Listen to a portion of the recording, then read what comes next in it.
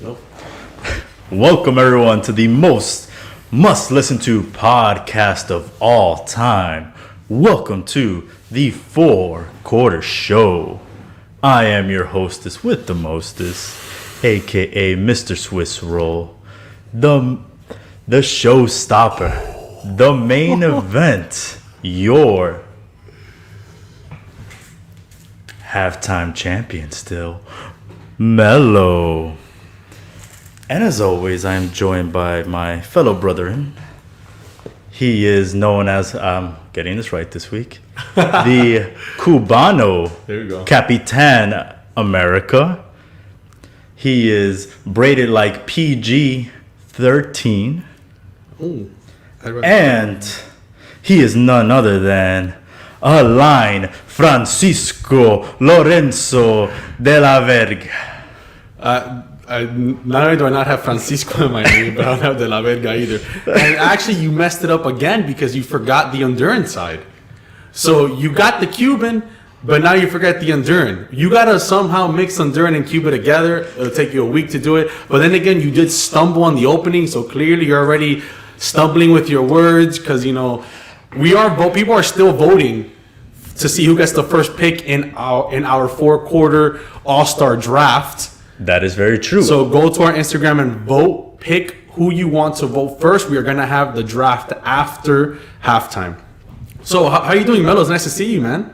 I'm doing great, and I like how you teased that, but you still didn't give anyone any context to it. Listen, I'm letting the voters, people know who watch the show to go vote, and then we're going to put context in it. I just need to give a quick shout out. Hey, voting is still open. All right, well, how about you explain the show while I go and share out the show? Alrighty then. Little Jim Carrey for you guys right there. So, the Four Quarter Show is a sports debate show where Melo and myself debate sports for 4 quarters. Each quarter is 10 to 15 minutes long. We also have a halftime and an overtime. Halftime is where we talk about what games we wagered in, and the winner gets the belt, but not only the belt, but the winnings of their choice, which today happened to be a charcuterie board, aka the 4-quarter board, which we'll talk about soon. And then we have an overtime where we discuss anything but sports, pop culture, movies, TV shows, whatever me and Melo want to talk about. So that is the 4-quarter show. Thank you everyone for tuning in, and thank you everybody for voting. Now to put context into the vote that's happening on Instagram right now as we speak. Me and Melo are doing our own All-Star Fantasy Draft.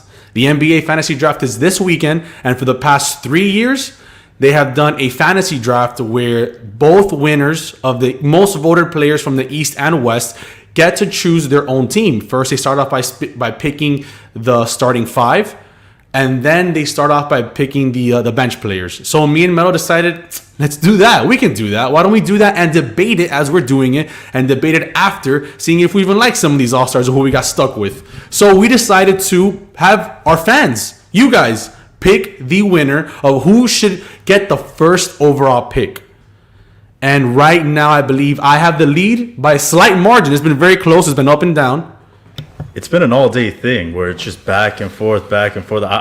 I'm still there trying to climb, but hey, you, the fans, you vote who you think really needs that number 1 pick. Do you think I need it? Do you think Alain needs it? It's all up to you. We're leaving it up to you guys. We trust you people. Voting closes at halftime. So yes. And like I said, Melo is the halftime champion. So congratulations, my brethren. I should have never selected the Wizards versus Timberwolves game in retrospect, but it was still fun if you guys were paying attention to the games. It came down to the wire. You actually won 3 games and I won 2. So we actually selected well except for that game. And I think I want to show the fans, even though it might mess up my camera angle, or you're messing up yours. So here we go. Look at this. Look at that.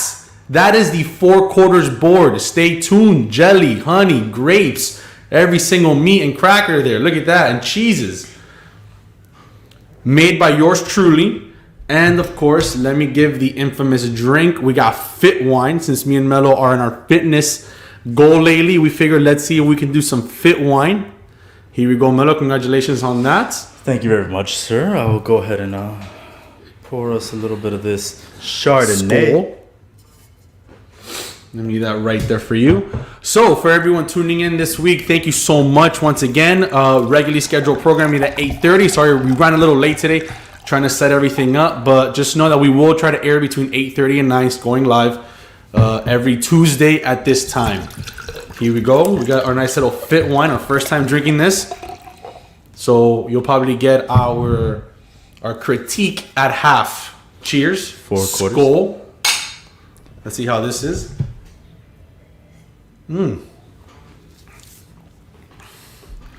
right, so are we starting the first quarter?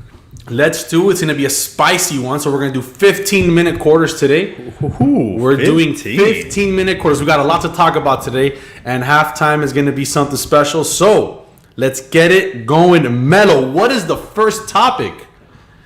I know what it is. It's J.J. Watt going to none other than the Arizona Cardinals. You know the Arizona Cardinals? The Super Bowl... no, that's not them. The team that made... Oh, wait, did they make the playoffs? You know, because J.J. Watt is ring chasing... no, I don't think he's ring chasing anymore. Tell me, what's going on with J.J. Watt? Why did he select the Arizona Cardinals?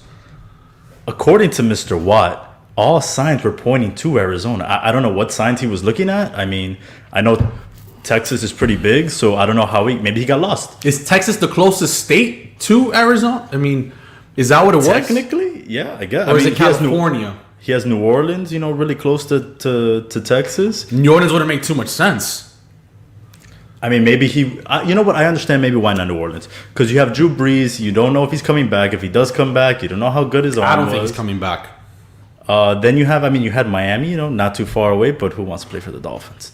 Not Van Noy. Exactly. Let's see who else. And then I just don't understand the zone. I thought he was ring chasing, and there was all this. Okay, maybe Cleveland, maybe Seattle. I know I told you personally off the air that he should have gone to LA. Right now, LA's looking real good, and that defense, you put him on the opposite side of Aaron Donald. Man, that defense was going to be stacked. And you have Stafford, an actual real quarterback, to, lead your team. I feel like that would have made too much sense. But, it's J.J. Watt. Like I said, the Texans must be doing something wrong in the organization that, Hopkins didn't mind leaving.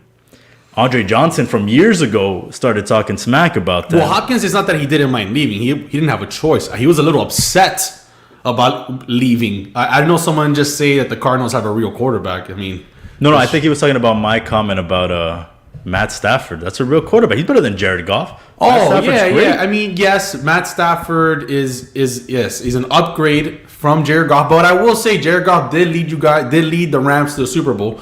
So I feel. Then what did he do there? I mean, he was playing the GOAT. It's not his fault. Produce one of these. He was playing the GOAT. Listen, Patty Mahomes couldn't beat Tom Brady, okay? So it's not an easy feat. Only players like Manning, if your last name is Manning, or Foles. Foles is a tricky one. But no, I think with the whole J.J. Watt situation, it was a bit confusing. They don't even have an elite defense to begin with. I don't understand why he went there, and he's not going to make them more elite. If anything, the cap room that he's taking over is going to be a detriment to... these big words I'm using today, a detriment to the Cardinals. So I don't understand why he went there. They don't, the quarterback situation there, he's not that impressive. He has his spurts of greatness. He's probably a better version of Tua. But just like Tua's not that impressive when I see him, so neither is, I forgot. Kyler Murray, he has spurts. He has some games where it's under 200 passing yards. Right now, he's bad. He's a good quarterback, but to say he's going to be in the Super Bowl, I don't know what J.J. Watt was thinking, and I don't know if he thinks he's going to be the reason, but maybe they're going to trade Kyler Murray for Deshaun Watson. Maybe they're trying to come up with a situation here. Texans 2.0? That'll be They'll show you. We'll show you they could have won a Super Bowl. I don't know. I think you're not giving Kyler Murray enough credit. I think he had a great season. He produced well. It's just sometimes that defense wasn't there for him. No. That defense was not there from a ton of times. Exactly. J.J. Watt is not going to be the difference. J.J. Watt needed to go to an already established defense. J.J. Watt's numbers last season, played a full season, and there was only 5 sacks. He's not the same player. he's not producing. He's not doing what he was doing before. And even then, he's still injury prone. He finally had one good season. Now he's going to come back. Look, maybe he does the Tom Brady formula. Maybe he does the TB12 treatment. Then we could be talking about something if he does the TB12 treatment. But other than that, I don't see what he was thinking. I'm not going to beat a dead horse in this situation. But I will say it's better that he left the Texans. I just don't agree with the pick. I think maybe the Buccaneers would have been good. The Green Bay Packers would have been a good one. And like you said, the Rams was a great situation, but I don't know if they had the budget for him. He would have had to take a pay cut. But the Packers are weird because, again, they're going through that whole Aaron Rodgers, I'm not too sure type of deal. So let's see what Steve here has to say. Look at the fans. Had the 12th ranked defense last year. Problem is they have another 5 guys that need to be signed. Yeah, but I mean, Steve, you hit it there, right? They had a 12th ranked defense. That's not a prime defense. That's not, I think top 5 would be considered a prime defense, maybe top 10. But once you hit the 12th ranked defense, you're a good defense, but not a team that I thought JJ Watt would want to join. But like you said it right there, 5 guys need to be signed. You just strangled yourself with a guy who's not at the peak of where he used to be. Yeah, he's not again, the last couple of years, he has gotten hurt. So, he just hasn't been the same guy. And his contract is 2 years, $31 million, including $23 million guaranteed. When you send me his money. When you sent me that text, all I asked was how much money? How much money did it take him to become a Cardinal? Because that's what he really wanted. He saw the Cardinals are a winning team, and I'm going to get paid. Then I understand that logic. If you just wanted to go to a winning team and get paid, hey, all power to you. Get your money, JJ. He's a good dude. The things he did for Houston, JJ Watt's always been that type of player. But Timmy says he did it for his family. And again, sometimes I know we've talked about this. You can't blame some of these players for getting their money. At the end of the day, they got to look out for themselves. Absolutely. No one else is going to look out for them. Hey, but shout out to some fans here. I see Ozzy right there. He brought it up. 15-minute quarters, some wine and not. Have some wine right here. 4th worst team in the division. Hey, Cheese, Jonathan, thank you for tuning in, guys. Carlos, no, the mock draft hasn't happened yet. Carlos, we're going to do that after halftime. So the beginning of the 3rd quarter, we're going to do that. But yeah, I mean, the Cardinals, we'll see where they go. I mean, they're not going to be worse with JJ, but I think the whole plan was that he wanted to win a ring, so I think he's just going to go to another Texans team. I think that's what bothers me more. It's like, I thought you wanted to go to a contender. He could have just stayed there. He could have just stayed in Houston. He loves Houston. He could have just kept going with it and convinced Deshaun to play. Speaking of Deshaun Watson, I hear some people complaining that they let JJ out of his contract and they're not trading Deshaun Watson. What do you feel about that situation? What do you feel about them still keeping him? Do you think they should trade him? He's saying he's never playing again. What's going on with Deshaun Watson? And, I mean, just a follow-up question, where do you think he might land? They're going to trade him. Oof, this is a toughie. Deshaun Watson. My friend, you need to play. I'm sorry. You signed up for that job. You need to play, man. I know it's not a favorable situation, but you just signed the contract last year. If you didn't see things going your way, you hold yourself back. You could have waited, but he didn't. You went on, you signed that extensive contract. And the difference between him and JJ is that JJ put in his years. JJ put in his time there. He's also, like we just said, not the same player that he was before. Like Jonathan just said here, Deshaun's more valuable than JJ at this point. In their careers, he is more valuable than him. So if I'm the Texans, I'm keeping Deshaun. I'm sorry. Unless you're giving me something extravagant, and no, that isn't Tua. It has to be something like you're giving me Russell Wilson and some picks. I'm keeping Deshaun. Deshaun's the future. As much as he doesn't want it to be, you sign that contract. You're the future of this franchise. Lead it. You need to be a Marino. Even if your franchise isn't going to be good, you need to be a leader. Be a leader. Suck it up. You did what you did. You're getting paid. You're getting your money. I know you want to win. You're still young, luckily. So just go through with it. And hey, you never know what could happen in Houston. Listen, all I got to say is this all comes down to dollar bills, y'all. Dollar bills. And JJ Watt's contract was already coming to an end. You could easily drop him. He's already past his prime. You know, there's no reason to keep an unhappy player who's going to cut against your cap by a lot of money. He doesn't even want to be there. So that's a totally different situation than the Deshaun Watson situation. When it comes to keeping a certain player and letting one go, in this situation, I understand what the Texans were doing. Let's drop this guy from our cap. It's not going to take a hit. If we keep him, it's going to take a huge hit for a guy who's just giving us 5 sacks a game, 5 sacks a year. Now, Deshaun, like you said, it comes down to he just signed. I think the pen to paper, the ink is still wet. It hasn't even dried yet. He just signed this contract. If I'm an owner, if I'm this is my team, I'm keeping Deshaun Watson and I'm going to fine him every single time because I'm petty. That's what I would love to do. But since I'm not an owner, thank goodness, because I would totally mess that up because he should be traded because he doesn't want to be there. Just trade the man. He's unhappy. But you have to do the trade that works best for your team. Don't just trade a player like James Harden for peanuts and get nothing in return. The man's about to be an MVP, and that's what the Texans need to avoid. Don't trade him just because he doesn't want to be there. He's I don't want to say elite, but like Jonathan said, they don't grow on trees. He's a productive quarterback who can win you ball games, and that goes a long way in the NFL. So with that being said, that's why these situations are totally different, and I disagree with anybody who says that, they let J.J. Watt go, you have to let Deshaun go. No, this is a business. At the end of the day, it's a business. So the fact that they haven't traded him, I understand it. They're going to trade him because he doesn't want to be there, but you have to get as many first-round picks as you can and definitely a prime player. Absolutely. And where do you think he goes? Steve here thinks that he might go to Carolina. They're a sleeper. I have heard about them possibly trading McCaffrey for him. And that's another game changer right there. McCaffrey's one of those. I would do that trade. A quarterback is way more valuable than a running back. No matter how many, I can give you on and on with players. This happens all the time. You have Zeke Elliott, who was having he was breaking out, and all of a sudden, where is he? You had the guy who was in the Rams, and they traded him to the. He was in the Rams, and they traded him to the Falcons. He was in the Super Bowl, running back. I can't remember his name. But they traded him 2 running backs. They have a couple good years, and then you let them go. They're not a lot like Derrick Henry, who's just absolute beast. But I would do that trade.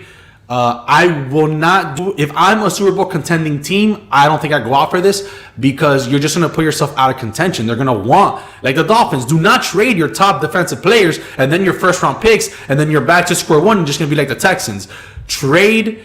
If you're a team who's nowhere near contention, just give up your team and get Deshaun Watson and build around him. That's what I would do. Gurley, thank you so much, Tim. And Tim, I see you that I'm invited. I'm officially invited to the not so sweet show, the not too sweet show. No, the not so Royal Rumble episode. Oh, the one that got confused. The just too sweet show. I would 50. Listen, just because it's Tim and I love him and he did the glass breaking for my favorite wrestler, I am going to be on that podcast. I cannot wait. I'm excited. Deshaun has a no trade clause. Yes, but he's definitely going to agree to any trade because he doesn't want to be there. He doesn't want to be there. Absolutely. He'll waive it. So. But yeah. That being said, Deshaun Watson, we wish you luck. I hope he gets traded because he doesn't want to be there. Chi-Town would be a good one, even though they're just getting every single quarterback at this point. I'm really surprised they didn't get your boy. What's his name? Carson Wentz.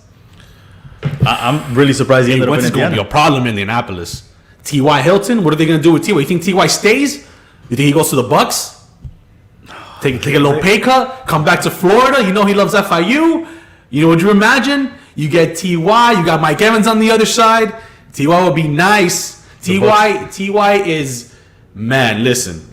He's the third, I believe, with receiving yards. He's number 3 behind Marvin Harrison and Reggie Wayne, who had established quarterbacks.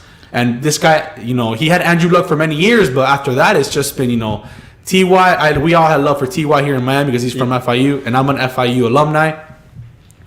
So I want to give a shout out to T.Y. But, yeah, he... I think that Carson Wentz going there, this is his best opportunity. He's with a coach that is gonna show off exactly what it is that he's good at. And if he doesn't succeed here, then hey, they just paid him a ton of money for nothing. Well, but what Steve said is also true.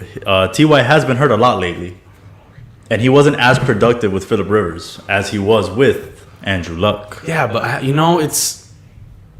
I agree, but you have to remember this year it was only Ty, so you're able to double team Ty, and he's the only receiver they had. If you open up the field for him, you have Mike Evans, you have Gronk, you have all these other weapons, you got your running backs, and then you have Ty. You can't double up Ty. Ty started coming into himself in the second half of the season. So I don't want to judge Ty just because he had an off season with a new quarterback, a new system. This is his third new quarterback in the past 3 years. Ty is a star, and I feel that in a team like Tampa, he will shine. Give him another receiver on the other end, and you're going to see Ty step up. Anyone will shine on that team. Come on, man. That team's I agree. One. But when I mean, you're right, anyone will shine on that team, but I feel he would specifically be an important player because now that they're losing, might lose somebody. They might lose a couple guys. If they do, the next guy stepping up is still going to be just as good, if not better than Ty at this point.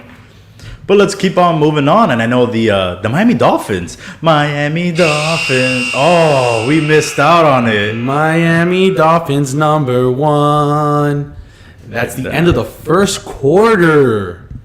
What are we going to talk about the Dolphins, huh? What are we going to say? Oh, nothing. Nothing that needs to be talked about. Your Giants have been quiet. A little too quiet for my taste. You know what? Let's leave Dolphin talk for next week where we're going to have a special guest. We're going to have Frank Cotto, one of my boys from South Miami. And he wants to do some Dolphin talk, so we might make him our Miami analyst. So Frankie's going to be our Miami analyst. He's going to come and talk about the Dolphins. He's going to talk about Tua, and it's going to be a good show. So everybody can tune in and just, we'll have a special guest next week. I can't wait to talk about Tua. I'm so you can. Excited. You're not talking about the Giants, so might as well talk about something. Wait, we can talk. Daniel Jones was in the news recently again. All right, now let's start the second quarter where we get some NBA talk. We talk a little basketball. We'll move some of the NFL talk later in the fourth quarter because I do want to move on to basketball. We're talking basketball. All right, so let me start the clock and you start us off. Quarter number 2 begins now. All right, so quarter number 2, we were going to talk about this last week, but, we ran out of time. But this week, we're bringing it back. Who do we think right now is the front runner for MVP of the NBA? And there's one man that, at this very point, I'm not going to say he's number 1, but he is very close to getting it. And that is none other than the man that should have been in Miami. The man that we should have traded Tyler Hero and Duncan forgot about donuts Robinson for. You should trade the team. You just don't trade buckets. Listen, you don't trade Bam. You trade everyone else. That's it. That's all you need. Oh, CP3. I've been saying that for years. CP3 would have been great. We had a chance to get CP3, man. I wanted him too, but CP3 has that attitude. And now look at Phoenix.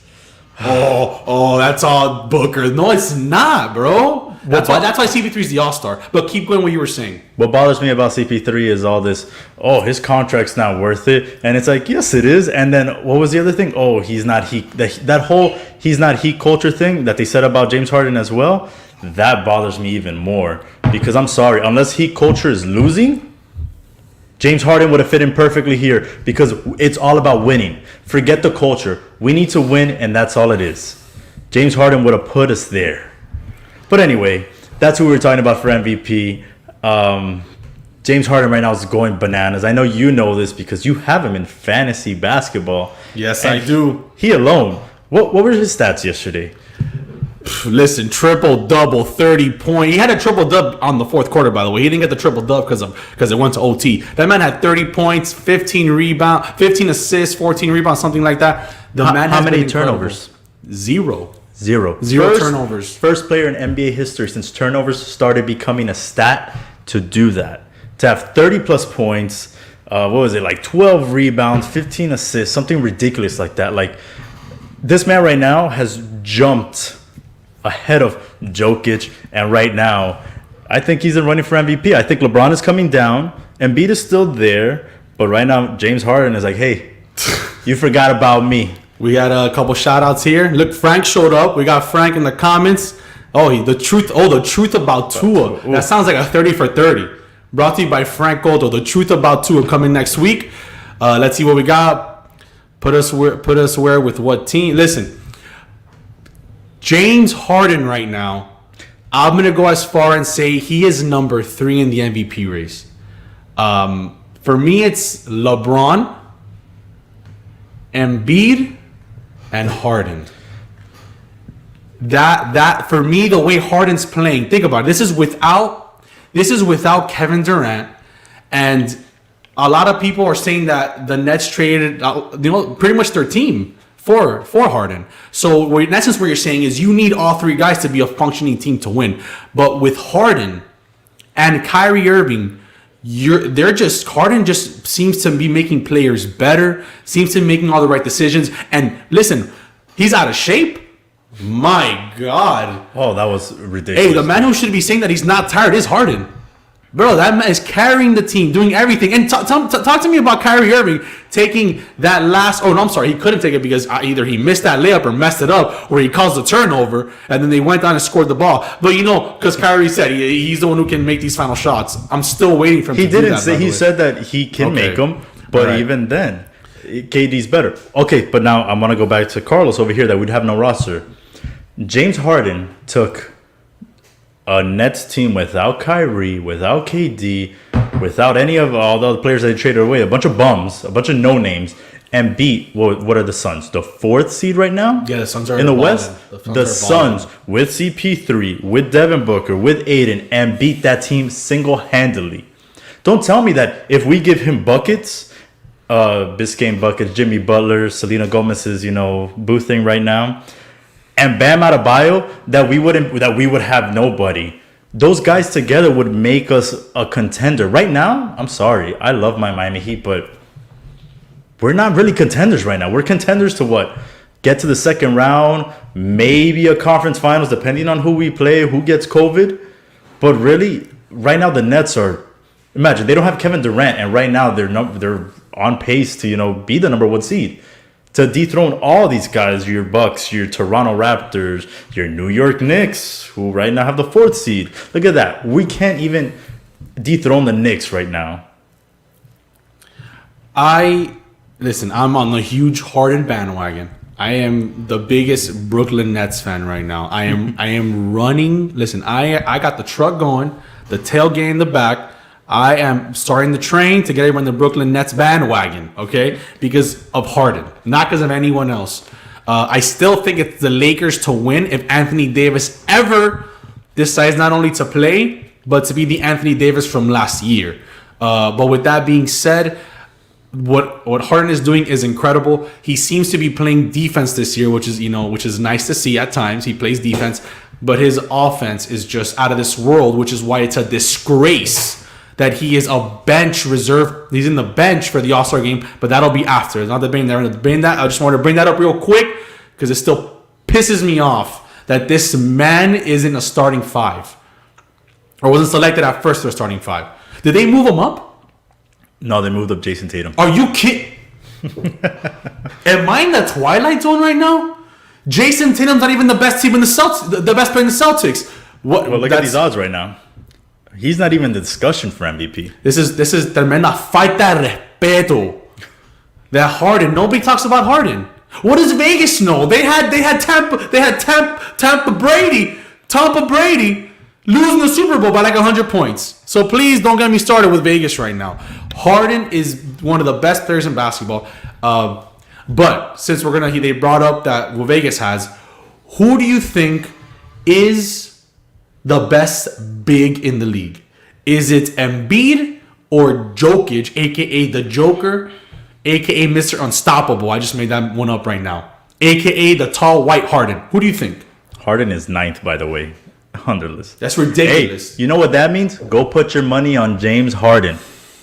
That's ridiculous. You're going to make... Lillard for Harden. Are you... Oh, my God. Again, he's doing that to get a rub out of me. He's doing that to get a rub out of me. I already know. Bro, Lillard... I already know our audience. Dude. I know our audience. Bro. I'm sorry. What's up with this talk people have in the news about Lillard is disrespected? Steph Curry is disrespected. That man's a 2-time MVP. And people just think, I think he was the first unanimous MVP of the league. But of course, no. With that, okay, we don't talk about Curry. We Let's talk go about back to Lillard. the best big in the league. Who is it? LeBron James for MVP says Cheese. Kenny says Joker is the best big. Who do you got? If I'm going all big man, I'm going Boogie. But Boogie Cousins maybe a couple years ago. It's got to me. It's got to be Embiid. I've been following a little bit of more this season about Embiid and Joker's stats because I've played them a lot. And even though Joker does get you the triple dubs and stuff like that, there's a lot of times where I don't know. He's not the closer. He really isn't the closer. Where at Embiid, I've seen him close games out where the Sixers are down and what do they say? All right, Embiid, take us to the promised land because Ben Simmons ain't gonna do it. So Tobias Harris ain't gonna do it. Embiid has a nice shot. He does, and you just give him and he could shoot it. And if you need him to make a clutch free throw, he's gonna make it for you. So and he plays his defense is. I take his defense over Joker's defense any day. So if I'm picking best big man in the league right now, it's Embiid. Joker's great. Don't get me wrong. He does a lot that Embiid doesn't do. But there's no wrong answer here. I would build my team around Embiid. There's no wrong answer here, but you're flipping wrong. It's the Joker. Kenny, take out the Joker card. It is Jokic is the best big in the league. No way, no effing way is it Embiid. No, I'm just kidding. Embiid is, we all know it's amazing, but I take Joker actually playing and being how productive he is over Embiid. Embiid could get hurt any minute. Embiid hasn't shown me enough to complete a season, let alone make it far into the playoffs. We just saw Joker last year make it a very deep run. Regardless of whatever COVID, he still did it. Embiid had the same capabilities and possibilities, but he didn't do it. So can Embiid finish a game? Yes. But this is the thing what people keep saying about a finisher, this and that. Who needs a finisher when you could just dominantly win for 3 quarters and put your team in position where even if the other team comes back at the end, you can still win by 1 or 2 points. And that's what I feel Joker does. But Joker hasn't been doing that. Last I checked, they twice last season in the playoffs were down 3-1. 2 teams needed to blow what a happened at the end? lead. What happened at the end? I think it was Jamal Murray that won bananas. Who won? You're absolutely right. Who won? Listen, they won, but it wasn't because of Joe. It was the whole entire team. I would rather. What you're saying is correct, but they're not doing that. They're not going up three quarters and then in the fourth quarter and taking it home. No, they're having to come back because they're playing so bad 1 through 3. This is pretty much Shaq versus Hakeem Olajuwon. I can't think of Divac? I can't give a better comparison. Hey, I love those Sacramento versus Laker games. We could do a whole podcast on those games. But is Embiid more dominant? Absolutely. Embiid is the more dominant basketball player. I just don't like that he gets injured so often. And I'm glad this year he's healthy because the league is better with a big like Embiid. Unfortunately, he's stuck with Ben Simmons, which I don't know why Charles Barkley said this is like a Kobe and Shaq situation where Ben Simmons is just bad. I remember we talked about this. I was like, man, if you move Ben Simmons to power forward and get a real point guard, trade for a real point guard, trade for Kyle Lowry, now we're talking. Kyle Lowry can finish games, and B can finish games. Kyle Lowry can lead it. Just move Simmons to the other side of the court. I mean, I think it'll be better. I don't think Simmons should be a point guard. He can't even be a Rajon Rondo type because at least Rajon Rondo can make a shot at times. I don't think Ben Simmons can make a bucket. I don't think so. I don't think Ben Simmons can do that. But regardless, you pick Embiid, I pick Joker. I have a feeling I'm going to be eating these words if Embiid stays healthy and he wins MVP because it's a big possibility. Like I said, if he stays healthy. I think the arrival of Doc Rivers definitely helped him out because you know what? Doc knows how to handle players. He's handled players that have been fragile before. He's just had trash, to deal with. For many years. Like your boy Blake Griffin. Where is he right now? Man. Not even playing. Chris Paul just needs that number 2 guy who could just Chris Paul and LeBron would have been special, man. Chris Paul, okay, but moving on. LeBron and Melo, Carmelo. Listen, Anthony. Moving on to LeBron James. But the whole thing was supposed to be LeBron, Carmelo, and Wade. But Carmelo wanted to get his money and go to the Knicks. Let's talk about LeBron James. I know Cheesy's going to love this subject. Has LeBron James kind of messed up his MVP votes ever since Anthony Davis, got hurt or sidelined, I should say? Maybe a little bit because I believe, if I'm not wrong, I can be stat checked here. LeBron James is leading the league in turnovers, or he's number 2. That's not a big stat for me. That's a big stat. But MVPs have but it's won because he has to control the ball so much, and it's only him doing everything. Anthony Davis going out really hurt him because no one else is really stepping up for him. You have apparently all-star Caruso not doing much. Well, remember, people don't also aren't Kuzma saying, doesn't do people shit also for aren't him. saying this because he's not a big name, but the third best player is Schroeder. And he's not. I'm not saying he's the third best athlete or the third best basketball, but in that team, what he means to that team, he's the third best player. So you're losing. A lot of people will say that's Harrell. I know, but I'm saying he's not as important as Schroeder because if you lose Harrell, you have other guys who can get, kind of play defense and do kind of things he does. But only LeBron can lead the team and get his own bucket. Schroeder can do that. If LeBron sits on the bench, Schroeder can at least give you a couple points, lead the offense. No one else can do that. And you can't name another guy. You just finished making fun of Caruso. Caruso needs LeBron and the team to be successful because Caruso is a very smart, intelligent player who knows what LeBron likes. He plays his role. Schroeder isn't a guy who plays a role. He just goes out there and he could play the role when LeBron's there. But when LeBron's out, it's Schroeder time, and he'll do things while LeBron sits down. With that being said, yeah, LeBron for me has lost some MVP voting. I still think he's a heavy number 1 favorite, regardless if he has so many turnovers and because he can't make a free throw. I still think it's LeBron, but he has lost some votes because he's lost some games that I feel he could have won. But I don't blame him because he also was missing Schroeder, but it would have elevated him if he would have won it without Anthony Davis and Schroeder. So now that Schroeder's back, Yes. if they keep losing, Oh yeah, I think he falls to number 4 or 5 at this point. Like Schroeder is a good player that could give you a win against some of these teams he's playing now. The next 2 teams are must win. They're win. He needs to win the next 2 games. The next 2 games aren't anything that he can't win. It's LeBron James, and I hold great players to that standard.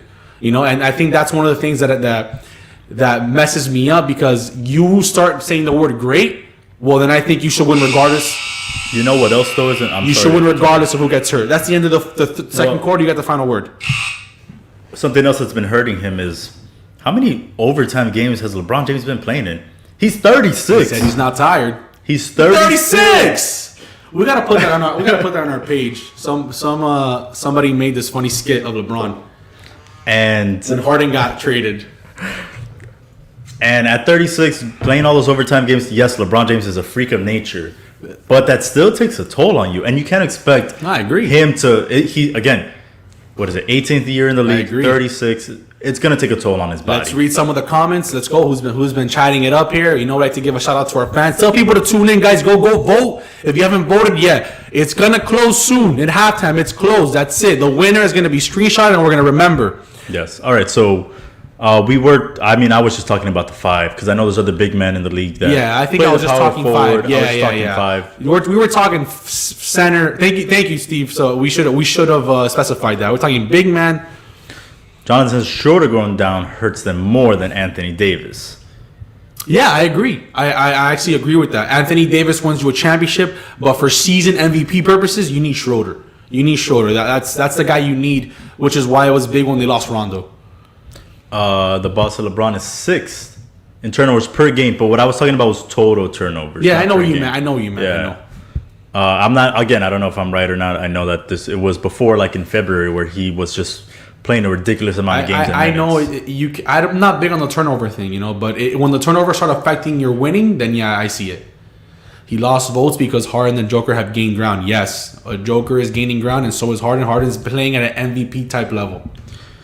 And then I remember Lillard sending Harden home I remember Lillard also being eliminated plenty of times in the first round. I remember Lillard averaging 19 points a game in the playoffs. I remember Lillard not showing up in the fourth quarter to many playoff games. Did Cardo say something about the Giants or something? You seem really offended right now. I have a very particular taste about Damian Lillard and all the. That's Lillard. Yeah, I don't know, all bro. that nonsense. Listen, me and Melo be watching some of these Lillard games, and I don't know what the hype is about. I don't know. The last couple games we've seen, Carmelo Anthony has been. Oh, Melo's been lighting it up, man. Nothing infuriates me more than when Melo's lighting it up and they don't keep giving the ball to Melo.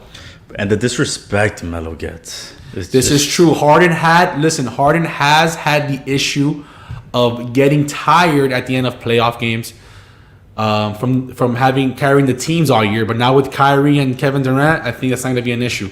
All right, moving on. Halftime. Let's go to halftime. Well, Melo has we got to go ahead and do what you do. Before halftime starts, we actually have a sponsor here at Pop Culture Pros. And that is a new sponsor, and it is Beauty Moves Med Spa. So, Beauty Moves is the med spa for you. Their priority is your satisfaction, and their mission is to make sure they are the beauty solution you trust. It's the no hair, clean skin, and snatch waist for you. Beauty Moves Med Spa is here to provide you with the best results and experience. You can pull up to their Kendall office located at 16231 Southwest 88th Street, or you can go ahead and give them a call for your free consultation at 786-953-4775. That again is 786-953-4775. You can also go ahead and give them a follow on Instagram at Beauty Moves Spa. Results for everybody and every skin type. And for our followers here, I'm going to put this here at the bottom. Your consultation and all that comes. If you have a code here, it's Pop Culture Pros. You get 30% off. So this is a great, not only sponsor, but something you don't want to miss, something you can use. So with that, we can go ahead and jump to halftime. Andrew asked the question of the century. Have you guys picked a winner? Andrew, Mr. Cut, thank you for tuning in. We have selected a winner. Wait, what do you mean? It's after halftime. No, but you got to decide now so that halftime we started. No. What do you mean? Halftime is completely different from that. Halftime is right now. You still want to get some more votes, bro? I'm so again. You know we what? have to get people here. I always have to accommodate for Melo, so we're gonna wait till after halftime to pick the winner. So no, Andrew, stay tuned in so you can see who the winner is. So keep getting some votes so we can decide. So people know.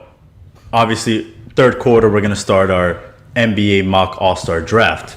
If you go to our Instagram page at the number 4 quarter show, you go to our story, you'll see you can vote for myself to get the first pick, or you can vote for Mr. Alain to get the first pick.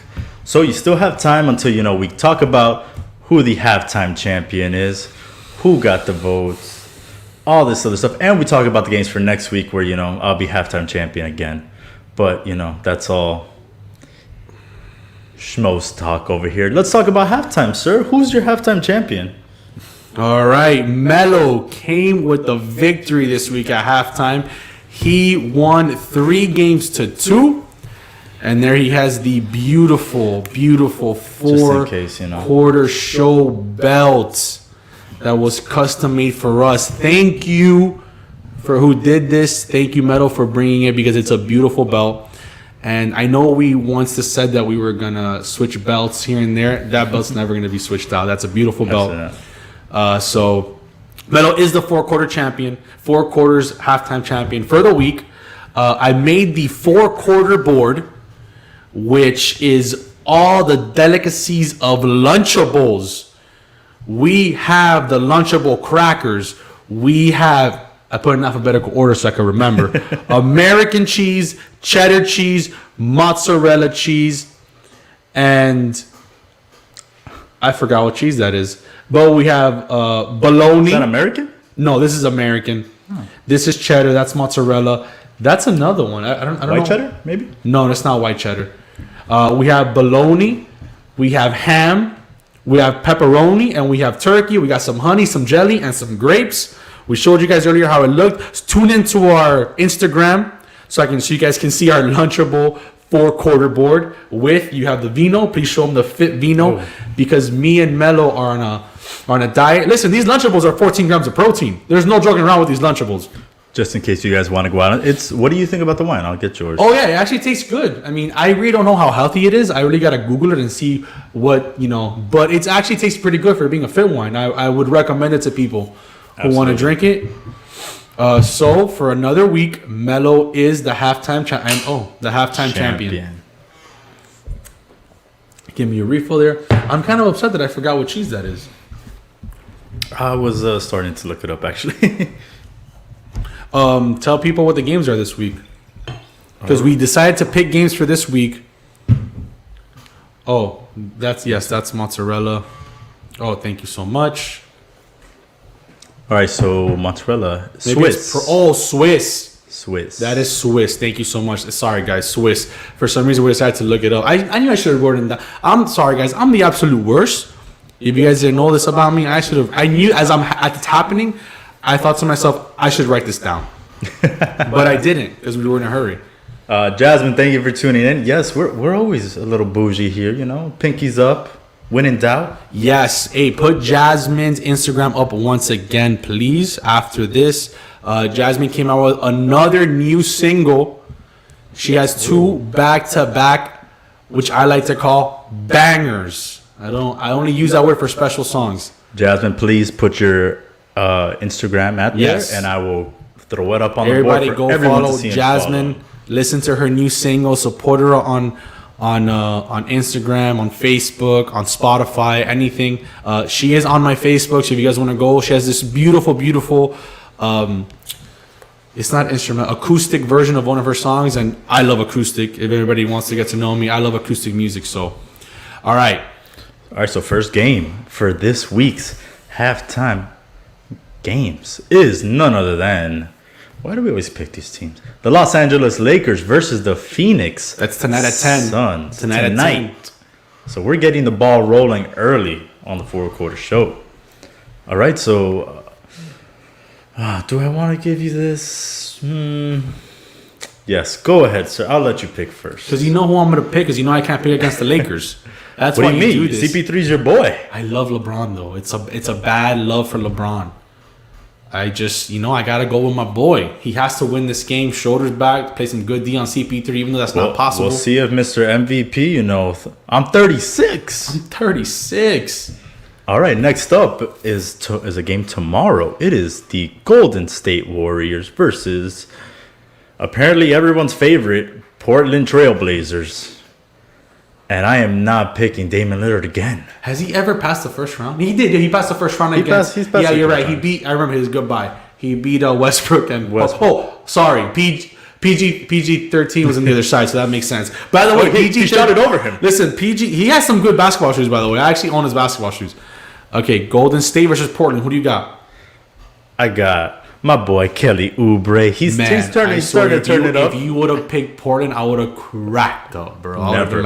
I'm never making that mistake again. Last time I had no choice because it was either the Lakers or them. All right, Clippers versus Wizards. This one is. Why was this picked? Listen, because this one is dynamic duels. Bradley Beal and Westbrook versus Kawhi Leonard and PG-13. Playoff Pete. I'm gonna let you pick this one because it is a stupid game, but the Wizards did win you one last time. This one could be a surprise. Listen, none of them are the Timberwolves. That was a big mistake. Yeah, but the Wizards aren't any better. They got no centers. Your boy Zubac is probably gonna have a field day. All right, well, okay. How about this? You know what? Just because I want to see you root for this person, I want to see you cheer. I know you got the braids just like him. I'm already picking it because I kind of have to. I'll pick the Wizards again. You know what? We debate all the time, and these are the moments where I do not like you. So next we have Miami versus New Orleans. That's on you. I think Jimmy Buckets is not playing because he's getting healthy for this game. Because I think he's trying to rest. They already beat these guys. Yeah, but this is still a game that you can lose. I was watching New Orleans the other day. Oh, sorry. You know what? This was brought to my attention last week by Daphne. Thank you so much for bringing this up. We need to explain the teams, right? So it's the first team was the Los Angeles Lakers versus the Phoenix Suns. We always say the names of the players, but we don't really explain the teams. Some people need to know. The Los Angeles Lakers and the Phoenix Suns play on Tuesday. Melo is picking the Phoenix Suns. The second game is on Wednesday. Golden State Warriors versus the Portland Trailblazers. Melo picked the Golden State Warriors, who are led by Curry and Mr. Triple Single himself, Draymond Green. The third game is Thursday. The Los Angeles Clippers versus the Washington Wizards. And Melo has picked the Wizards. But, I'm kind of feeling it's going to be an upset. That's why I picked this game. That's why I'm a little upset you picked the Wizards. I just want you to cheer for I feel Westbrook is going to go ham on these guys. Then we have the Miami Heat versus the New Orleans Pelicans. And I will pick the New Orleans Pelicans. That team is looking good. They're looking strong, man. I hope Tyler Hero could come back from his pink I eye. hope Jimmy Buckets plays because I don't want to hear you complaining is what I want. And Well, he's not playing again today. I'm telling you because I think he's waiting. And then last but not least, we have the All-Star. Do you want to make the All-Star game worth 2-3 points? What do you think? We can. What do you guys think? Give me a yes or no. If you guys decide on this would mean that the winner gets 2-3 extra points on this. If you guys say yes, or if nobody says anything, we'll keep it as is. If you guys think make it interesting, why not? But the last game I should say is the All-Star game where I'm Team LeBron, Melo's Team KD, and I thought why not? We should do that. We should Absolutely. I think team. that's a great idea. So if you guys think it should be worth a couple extra points, let's do it. So of course, Team KD. Do you have any final words?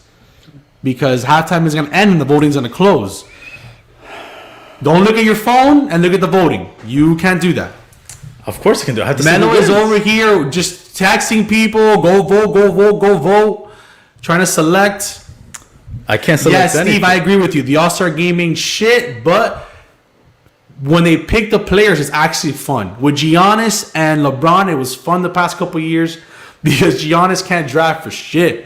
Giannis is the Michael Jordan of drafting. I don't understand. But it's hilarious. You should pick the MVP of the game for a bonus. Oh, that'll be interesting. Well, we can also, it depends on if you want to or not, if we end up doing like a stream or something for that game.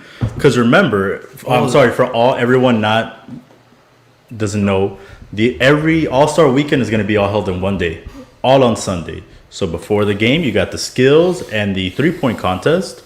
Then you have the first 2 quarters.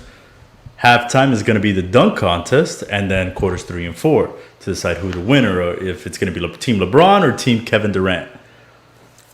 So we can also do that where we put because we don't know who's going to be competing in it yet, and who we pick a player and see if they make it or not. Well, I know the dunk contest is a bunch of scrubs. Isn't it always? But this year it's even worse. It's even worse this year, man. It's just getting worse and worse. You got to start finding players. The way you find them for taking charge, you got to start making these players do dunk contests. Yeah, you're right. Just doesn't mean anything. They should do like baseball and make it. I actually liked when baseball did that they made it whoever won got home field advantage. I don't like it's 50-50. You give them a reason to play. It's 50-50 though. It's 50-50 because it's also a meaningless game and now you're putting so much. It's 50-50. I see both sides of it and I like both sides. I feel putting meaning to it, but then it's also you gotta look at it in the way of you busted your ass to make it this far, and you could be an all-star who's in a shitty team, and you're not really gonna play. It's just a tricky situation, but it does give it meaning. It gives you meaning to watch the game, but it doesn't necessarily mean that some of the players are gonna play. With that being said, guys, the Boston Celtics game was 106-100 Clippers. It seemed like a pretty close game. Fun to watch. Watch it on ESPN because don't change this because we're still doing the 4 quarter show, and that's the end of halftime. Before we finish halftime, again, I'm not doing this. I'm doing this just to do the plug. Do you? Remember, guys, Beauty Moves Med Spa. If you want, I'll actually go ahead and read it again for everyone watching, just in case you're interested. Beauty Moves is the med spa for you. Their priority is your satisfaction, and their mission is to make sure they are the beauty solution you trust. It's the no hair, clean skin, and snatch waist for you. Beauty Moves Med Spa is here to provide you with the best results and experience. You can pull up to their Kendall office if obviously you're living in the South Florida location, located at 16231 Southwest 88th Street, or call them for your free consultation at 786-953-4775. Once again, that is 786-953-4775. You can also follow them on Instagram at Beauty Moves Spa. The results for everybody and every skin type.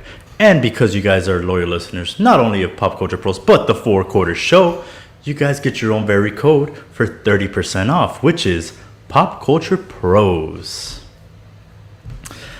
With that said, we've come to the inevitable third quarter, and Who won? Okay, so here we go. You want to say it or do I say it? you can go ahead and say it because you know what? I'm just gonna keep quiet. All right, so There's a huge asterisk on this. That's all I'm gonna say. Why is there an asterisk? The fans know. I know. What? You Wait, know. what's the asterisk? That's all I'm gonna say. wait, what do you mean? Now you That's just make, all I'm gonna say. why are you putting stuff? There's no asterisk. Why is there an asterisk? Give us the votes, sir. But I want to know why there's an asterisk. Just give us the votes. See, no, makes no sense because I don't Just even give us the know. votes. Okay, with a 54 to 46%, it came down to the wire. Your first pick of the draft is none other than Alain, Team LeBron. I get to pick first. Thank you so much. Thank you for everyone who voted. We appreciate, all jokes aside, we appreciate everyone who voted and got to chime in and get their votes in. Yeah, all the fake Instagram accounts, all the dead people out there. Voting it's You've okay. never made me laugh this hard before. That That's was all right. funny, dude. I already know. All Man, those listen, votes. dude, listen. There's probably some fees. Maybe somebody getting another four quarters board. Some four quarters guac. I don't know what was being offered around there, but I just know that there's a little asterisk there. But you know what? It's okay. It's okay. All right, with that He being needs said, it more than I do. Oh, okay. Look at that. Let's. Don't accept the results. Storm the gram. All right, let's go. These are surprise from all. Okay, all right, let's get it. 15 minutes. Let's do this fantasy draft during the third quarter and go. Okay, I get the first pick of this draft. Melo, are you in charge of writing this down or should I write it down? I'll write it down. Okay, Melo's gonna write it down. And for the first pick, so many stars to choose from. Me and Mel did not plan anything. We're just doing this off the cuff. We wanted to just see what happens. But my first pick, okay, so guys, remember, since KD's not playing, Melo's gonna get 2 picks at the end, right? Yeah, I'll get Yes. the last 2. KD can't play. He's still hurt, but he's still selecting, so he gets 2. So my first pick, man, is going to be none other than, I gotta get LeBron and Giannis together. That dominant force? You thought I wasn't gonna draft Giannis? I know that's who you wanted. Come on, LeBron at point guard and Giannis. Give me Giannis. All right, so first overall Listen, pick no is one's gonna touch my drafting. That's why in fantasy I'm number 1 in the league, dude. It's my drafting one in the skills. league because of my injuries. All right, so hold on, I gotta. So while Mel decides on a pick, I'm just gonna, talk about we have Giannis, Joker, Bradley Beal, Curry, and Kyrie Irving are the stars for the East. And then you have Kawhi Leonard and Embiid, Jason Tatum, who moved up to take over KD's spot, and Luka Doncic. And that rounds up the starting 10 for the All-Star game. That's how they do the draft. We pick the 10 starters first, and then after you pick the reserve players. All right, I know what my pick is. All right, say your pick. My first overall pick is gonna be the man who needs to put that some respect needs to be put on his name. And no, I'm not talking about Dame time. I'm talking about none other than 2-time MVP Stephen Curry. That's a good pick. I have LeBron right now. And you got Curry. Okay. All right. So my pick, let me look at it. Sorry, I want to keep notes here because I want to make sure I get the right pick. All right. So far I selected Giannis. And remember, guys, I already have LeBron James on my team. So I have LeBron and Giannis. And he has Curry right now. My next pick is none other than the most dominant center in the league, Mr. Joel Embiid. Because that's who I need right now is Mr. Joel Embiid. I know I said all that shit about Joker being my favorite, but I am going to go for Joel Embiid because a healthy Embiid for one game, I need a closer too because we all know Giannis and LeBron are going to close this game up. So I got Joel Embiid as my center. Who you got? All right, you kind of made it a little bit easier for me then. Oh, perfect. And I guess I'm just going to have to go with who you think is the most dominant big man in the league, and that is none other than Nikola. Oh, you got the Joker. That is funny how we just switched up on that like we that. really did. We talked, well, I mean, I would have picked Embiid, but you talked all that Embiid crap. And look at that. I had to. Man, now it's looking a little like, okay. Let's see.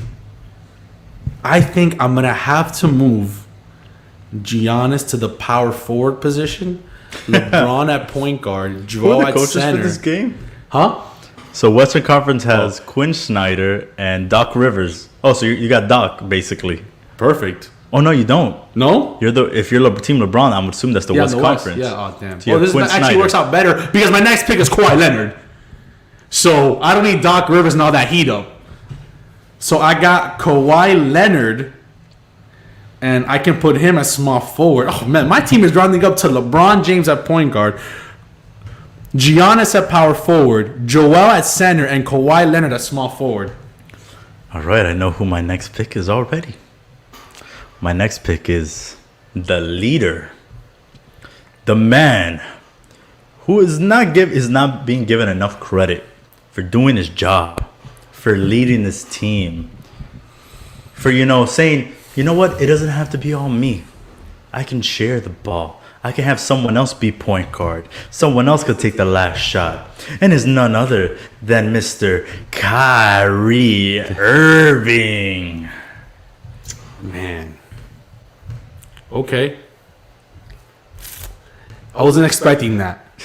Because it's funny as this may sound, I was going to pick Kyrie, as much as I talk the most shit about him, he fit my team perfect right now because I'm seeing him play shooting guard and he's doing a very good job. So I'm not sure if you drafted him for a specific reason like that. Man, okay. Listen, I have a bunch of scorers. I got a guy who can pass the ball. So tell them your team. So you have Curry, Joker, and now you have Irving would have worked out perfect. For me. God damn it, dude. All right. So that leaves right now we have Jason Tatum, Luka Doncic, Bradley Beal left. So this is a tough one for me. It's a tough one for me. Whoever you don't get, I get the next two guys no matter what. I agree. I mean, I think I know where you're going. I guess it doesn't matter what I tell you, what I'm thinking. It's between Bradley Beal and Luka Doncic. I mean, Bradley Beal is a shooting guard. So he fits the role perfectly. And I think he's a better defensive player than Luka. But Luka's the effing GOAT right now. He's not the GOAT. Let me not use that word. It's been overly used. Are people saying anything? Are you guys what do you guys think? Embiid will tear his groin in 12 seconds. Nah, he doesn't have to work that hard right now because he doesn't have to carry Ben Simmons and everyone. So Embiid is fine. He might have to if he ends up on your team. This is a tough one, but I'm gonna go with my gut, and I'm gonna go with none other than Luka Doncic. I know it. Luka I know it. Doncic. I knew there was no way you're gonna pass up Luka. I knew it. There's no way. There's no way you were gonna disrespect Luka like that. We hang out too much. That's the only reason why, because I talk about Luka. All right, so listen, it was a close. I almost thought Bradley Beal for a second, but I said, screw defense. Give me Luka. We'll beat you guys by 230, because that's how far these All-Star games go with points. Meaning that with his pick of Luka, I end up with who do you pick first, though? This is important. I want to know who you pick first. Jason Tatum. over Bradley Beal? Absolutely. Bro, you see, Bradley Beal's a disrespected player. Jason Tatum shouldn't even be there. Harden should be there. Kyrie could be fine. But come on. Jason Tatum over Bradley Beal. But I end up with both of them. So my guys are looking a little small right now. Tatum and Beal. Got it. All right. So what do you guys think of our top 5? Let us know in the comment section. Who do you guys think have a better top 5 for a starting roster? To round it out, had to go Luka below. Jules thought you should have gone Tatum. So here we go. It was a tough. You know what? This kind of came down to just a smarter pick would have been Tatum or Beal. So while you guys are listening to our picks, if you think Alain, who had the number 1 pick, is doing better, let's get some ones in the chat. If you think Melo is doing better, let's get some 2s in the chat. If you're just here so you don't get fined, throw some 3s in the chat. I know where you got that from. I like that. So just to recap, I picked LeBron James because I had to, he was already my team. But my first pick was Giannis. Second pick was Joel Embiid. Third pick was Kawhi Leonard. And my last pick rounded off with Luka Doncic. And I had Stephen Curry as my first pick. Second was Nikola Jokic. I just want to say his name like that. Number 3, I had the leader. He's probably going to lead this team again. Kyrie Irving. And then I ended up with Jason Tatum and Bradley Beal. But now we move on to the reserves. And because Alain did get the first pick, I now have the pleasure of having the first pick of the reserves. And this is going to take me a moment to look at all these, So, yeah, guys. Pick who you guys think had the top 5. And now we're going to move on to the reserve players. We will also put the teams on Instagram so you guys can check it out, see our picks. I don't know how close we are to what LeBron and KD are going to pick. The only reason is because I feel KD will pick Irving first. Because KD's that guy. As in, KD, he looks out for his boys. KD goes, you know what, Kyrie, you've been looking out for me since day 1. You're my day 1, and I'm going to pick you first. All right, Steve went with 1. He thinks Alain so far. Appreciate that. Jules, shout out to Jules. He says Tatum. Man, Jules, I didn't know you were a Tatum fan, but thank you for being on, Jules. Hey, I miss you. Hope you're doing well. Hey, shout out to the Rick T podcast. That's a great podcast. Hey, write your podcast in the sections so people can tune in and watch you. See if we do a collab soon. So I got my first pick. And I'm really doing this just because I kind of went in on him earlier. And I kind of want to do it so your team doesn't get him. And that is going to be none other than the man I'm rooting for MVP, Mr. James Harden. I just don't want you to have him. I don't want him to have him. You knew that would have been my first pick. off the rip was James Harden. I know it was. That's exactly why I said, you know what? I'm going to choose him first. Get him, Kyrie, all the Nets in one team. All right, so let's see who I got. And you know what I'm going to do? Listen, this is the reserve players. I don't care. I'm going to look out for my boys. So I'm going to pick CP3 as my pick because this is the reserves at this point. I don't care. I already have the best starting 5. I'm going to pick CP3. He deserves it. He's been playing all-star basketball, and I'm looking out for him. I probably should have gone Julius Randle or Zion or Anthony Davis or something, but I'm going for CP3 because I just want to have fun. You stole the one guy I wanted. All right. Well, I already have my next pick. It's been given to Mr. Roger Goodell. Listen to me. Adam Silver. And it is none other than the beast from the West because he's not on the East, even though Louisiana is technically almost closer to the East Coast. Zion Williamson. You're just picking my fantasy basketball team, dude. I feel like you can't go wrong with that. All right. I know my next pick also because that's what LeBron's going to do. LeBron's going to pick this player first. And I just did it. I refused to pick him because he didn't deserve it. But now my next pick, is AD even going to play in the All-Star game? No, AD is not. And that is why his replacement was Devin Booker. Thank you for letting me know that because I didn't have it here in my notes. So I saw AD's face. Thank God I didn't want to pick AD. But you picked Zion. So I am going to go for Julius Randle. because he deserves it. He deserves it. He's been playing All-Star basketball. The Knicks owe him a lot. So I like Randall. I'm not a big Randall fan, but he's been playing awesome where he deserves it. So I'm not gonna lie to you. He would have been my next pick. He would have been my pick. I would have probably picked Zion originally first in the reserves, but I knew you wanted Harden, and then Zion was on the board, and I almost chose Randall over him. But you know what? I really think Zion is gonna show up first All-Star game. So my next pick,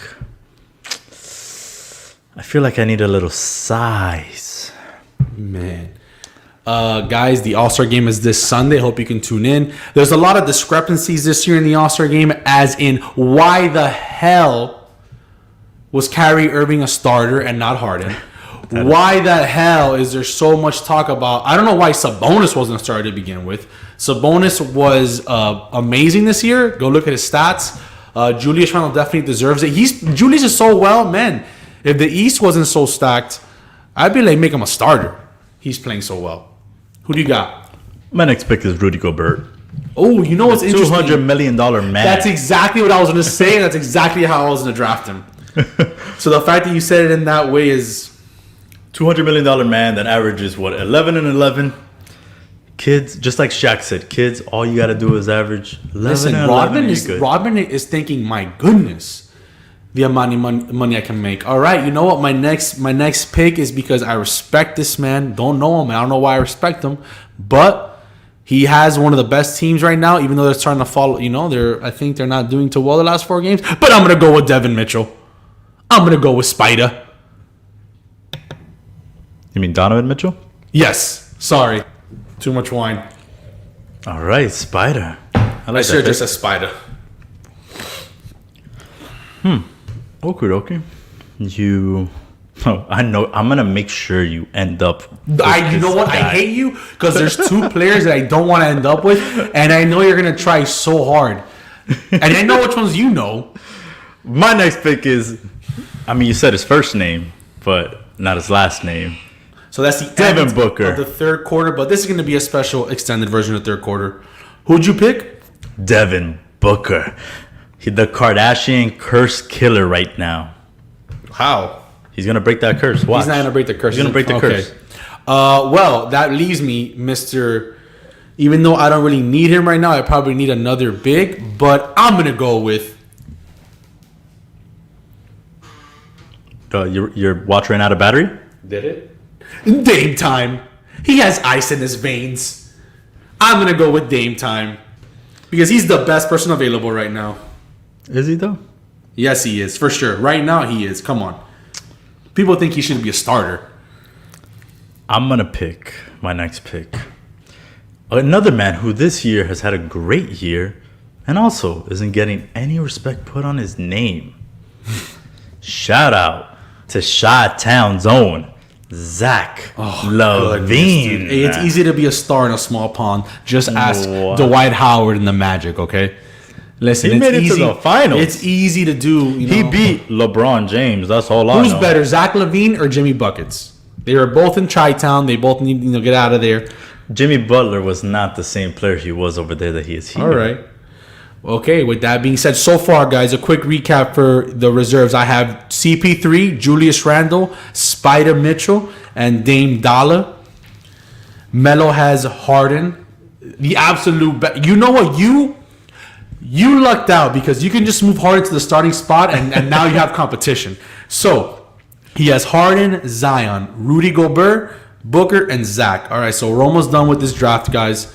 Any fans out here? Alain just won the whole damn thing. Thank you so much. He's saying that because you picked Randall. Listen, because I know what I'm doing. That's why I'm picking smart. I'm picking logical players. Right now, you're picking for the fans. I'm not. Who do we got left, bro? Listen, that guy can't shoot a jumper. I'm not gonna say names. I'm gonna pick Sabonis. The guy who shouldn't even be there. I'm gonna pick Sabonis. Oh, I'm saying as in people didn't want him there. Like, he shouldn't be there. He made it because people got hurt. But Sabonis definitely deserves to be there. And I'm excited to have him in the team. See, I wanted to pick Sabonis, but I don't know how he's going to perform in an All-Star game. Well, I don't care. Because you know there's some guys that I'm not going to pick. All right, so let's see what we got over here. We got two gentlemen. No, we have one gentleman left over here. So we've pretty much drafted everyone from the West except one guy. And then we have a lot of players from the East, still left to get picked up. My next pick, I'm going to keep this duo together. It's going to be none other than Jaylen Brown. Oh, that's a good. Okay, I actually like Jaylen Brown better than Tatum. I know that's not a popular opinion, but guys, the Celtics aren't playing too well, and the man of the team is Tatum, and Jaylen Brown always seems to show up in clutch situations and make big time shots. He's quiet. He does what he needs to do. I know what's happening now. I can't wait for you to say this gentleman's name. I already know. I already have your pick written down here. You don't, because I already know what's going to be. You don't, because I'm going for Nikola Djokovic. Is that what he had written down? What are you talking about, Djokovic? Vucevic. Exactly. That's the name I have written down. Really? Jesus Christ. That's why I said I can't wait to hear you say the name Vucevic. I was close enough, though. Charles Barkley does a worse impression than me. Who was it? I sent you the thing that they were trying to say his last name, and they couldn't get it. Oh yeah, he just kept stuttering. That's funny. All right. So this is my last pick, right? Oh, I can't believe it. And it is between two gentlemen. Bro, can I just give you both the guys? I know who you're gonna pick. Because there's no way you're gonna pick. I listen. And you know what? One of them is the better player. Hey, you know what? All our fans are gonna think we're just brain dead at this point for not having him picked. Because he's actually a very productive player, and it's not like we needed him for the fourth quarter. Thanks, Steve. No problem. You can always rewatch this on Pop Culture Pros or the Fourth Quarter Show. I got a big team, bro. So I got Vucevic, Sabonis. Go ahead. Last and final pick, and I said it. I said I was gonna make sure this gentleman ended up on your team. My last and final pick is none other than the number 2. They're both number on 2s. Philadelphia. Oh no, Ben Simmons. Oh my goodness, dude. Listen. Who's your final? I want you to say his name. You got to root for him now the entire weekend. Essentially, I'm not disappointed because he's actually a good role 12 player. You know. It's just that you know what's funny in the league, he gets so much disrespect and he doesn't. He plays good on All-Star games. He does. So that's why I'm not disappointed I have him. It's just that I talk bad about Kyrie Irving. I talk bad about some of these players, and I think Paul George gets the worst of that. Just this last game, he went like 0 for 6 in the fourth quarter, and they lost the game. You know, it's kind of ridiculous. But my last pick of the draft is none other than PG. Which to fans are gonna think I have the best team because I have the best team. All right, so let's recap it so the audience over here can let us know what they think. Let me take off this third quarter thing. All right, so you want to read off yours and I'll read mine? Yes. So my whole team right now, we have LeBron James, Giannis Antetokounmpo, Joel Embiid. I probably shouldn't read all the names. Joel Embiid, Kawhi Leonard, Luka Doncic, Chris Paul, Mr. CP3, Julius Randle, Spider Mitchell from the Jazz, Donovan Mitchell, Dame Dalla, Damian Lillard. We have Sabonis, Vucevic, and PG-13 Paul George to round out my team. I'm actually very happy with my team. I'm not gonna lie. I think your team is. It's gonna. It'd be funny if this is exactly how the draft goes. I would die. And it just says that you heard it here first. Like many things on the Fourth Quarter Show. It's true. If you guys tune in, you'll know we say a lot of things before it actually airs. So, my team is Stephen Curry, Nikola Djokovic, the leader, Kyrie Irving. I'm going to make sure that becomes his nickname of his. Dude. The leader. Then we have Jason Tatum, Bradley Beal. Next to my reserves, we have the future 2-time MVP. Said it here first again. James Harden, Then we got the beast from the west. Maybe the beast from the south. Zion Williamson. Then the $200 million man, Rudy Gobert. Then the Kardashian killer. I got nicknames forever. I got a nickname for days. The Kardashian killer, the curse killer, Devin Booker. Then we have Zach LaVine from the Chi-Town. Jaylen Brown, who might just be number 1 on his team, but number 2 in everyone's hearts. And then the man, who just needs, a little push at times. The man whose 3-point shot, it's just 16%. He doesn't have a 3-point shot. It's 16%. He doesn't have a 3-point shot. Ben. He doesn't have a mid-range Simmons. shot. Mr. Kardashian himself. Ben, you wish I would have said Russell Simmons. You know what? You have a lot of heat up on your team because you have Ben Simmons and Booker on the same team. Kendall Jenner's going to be upset about that. Or she might be excited. Maybe. Imagine if we had Kuzma and Tyler Hero on one team. Listen. Poor Katya would be going crazy. Someone needs to make that happen.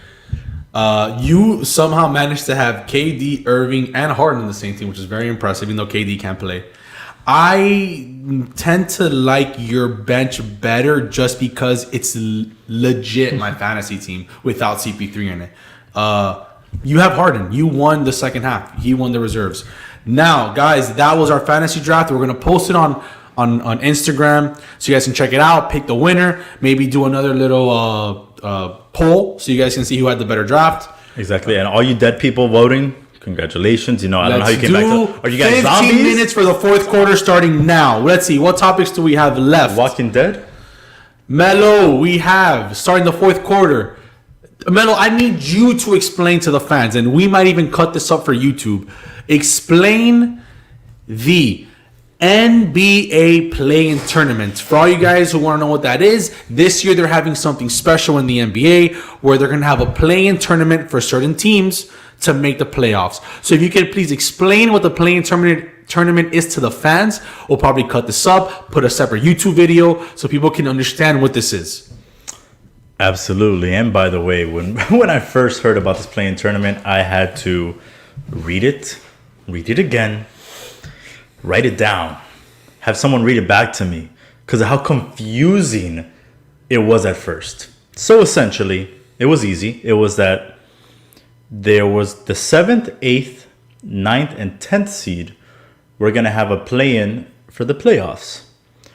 It was going to be 7 plays 10, 8 plays 9, 7 and 8 only have to win one game, but 9 and 10 need to win 2 back-to-back games to make it into the playoffs. So what the NBA announced last week was that that's still going to be the format, but there's going to be other things thrown in. So the 7th seed is actually going to play the 8th seed to see which seeding they get. Either if they win, you get the 7th seed. If you lose, you get the 8th seed. The 9th and 10th seed are going to do the exact same thing. So again, 9 seed beats the 10th seed, they keep 9. If 10 seed wins, they get 9. If they lose, they stay at 10. Same thing for the 9th seed. After that, you'll have whoever's the new 7 play 10. Whoever's the new 8 play 9. Whoever basically, if 7 or 8 win one game, they're in. If 9 or 10 win 2 games in a row, they cannot lose one, then they are in. So sort of what they did last year with the 8 and 9, but they made it bigger now. And I'm sorry, I know I'm probably confused all you guys. It's a mess. Listen, I'm on fit right now. I'm so confused. He's told me this 5 times, guys, and I still don't understand what they're trying to do. And I don't think it's a bad idea. However, they just made it so much more complicated with this 7 plays 8, 9 plays 10. A play-in tournament isn't a bad idea. It's just really weird how they're trying to do this and trying so hard to make it interesting. It's the NBA playoffs. It's already interesting. Baseball said, hey, these 2 wildcard teams have a 1-game elimination game. You make the playoffs. And the ratings go up the roof, and it's an amazing game. I don't understand how they got to do this and that. I think it's unfair to the 7th seed. Like, the 7th seed worked hard enough to be that top seed that you might lose to the 11th seed. It's 7 through 11, right? Or 7 through 10. It's just, I don't know. That doesn't sit well with me. I think you could have done an 8 or 9 seed. Well, I will tell you right now what it looks like. So right now, the seventh seed. We have Jonathan saying easy quantum physics. It's the NBA, man. You know, they're trying to do something different. I know we probably put half of our listeners to sleep explaining that, but pretty much the NBA is having a different playoff game this year, and just stay tuned. Well, look, so if the playoffs started today, we have the 7th seed in the East is the Miami Heat. The 8th seed is New Orleans, Charlotte Hornets. 9th seed, the Indiana Pacers, and 10th seed, the Chicago Bulls. They're all, as I'm looking at it here, from 7 to 10, only a 1-game difference. So when we look at it, is it really not fair? Or is it just giving more teams an opportunity? Yes, you know, the Miami Heat have a 1-game lead over the Bulls at 10. But you also have to take into consideration, you know, COVID, how many guys have missed games, postponed games, things like that. And so then I'll move on to the Western Conference. I guess, you know, you're not wrong.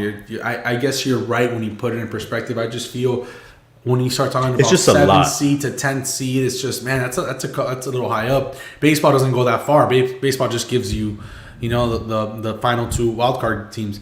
So now, no, it's not a mess. Episode 50 of the Just Too Sweet Show. Be there. Thank you, Tim. Throw those shout out. Go ahead. 316. That's next week. Wait, next week or 2 weeks from now? 2 weeks from now. I don't know my days. Fit wine. All right. In the West, it's a little bit more different. Fit wine? We do not. We just got the bottle now.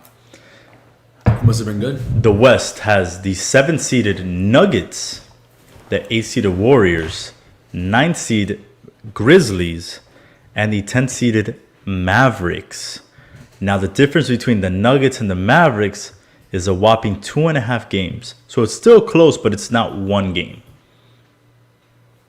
I guess it's not that bad, but still, guys, stay tuned for that's the explanation for the NBA playoff play-in tournament that's going to happen. As confusing and as easy as quantum physics as it might sound, I'm still excited about it. And you're going to hear us debate about that play-in tournament when it happens. So you actually like the play-in tournament? I like the idea of a play-in tournament. I'm not sure I like the execution of what they're trying to do. Maybe it's one of those things where when you hear about it, it sounds stupid, but as it's happening, you fall in love with it. So I'm excited about it. You know, it's something just to add to I mean, what it is going to give us more games. Season. Yeah, it's a shorter season, and they're just going to make something interesting about it. And it gives teams... Wait. With all these extra games, the season this year is shortened by 10 games. Mm-hmm. Do you think if, let's say, all these games go to 2 games, should they have just not made it an 82-game season? No, because what you're doing now is you are lessening the COVID situation, because if you blow it up to 82 games, that's more traveling, more games, more exposure. And when you're just keeping smaller teams to playing together, it's a smaller group of people that you can keep in a bubble or keep in whatever situation to play. So it's not a dumb idea to do this, because expanding it to 82 games, it's the whole concern with the bubble. It's already been a headache. If you play fantasy basketball, you can understand the headache. Let alone as a fan watching it, you understand the headache. But as a fantasy basketball player, you understand, man, it's just been... COVID's actually ran rampant through some of these teams and postponements. And I'll give it up to the NBA for addressing it, fixing the schedules, adapting to it. For a fantasy owner, it's a headache and it's awful. But they still make sure to redo these games and make up for them. So shout out to the NBA and Adam Silver for doing it, you know?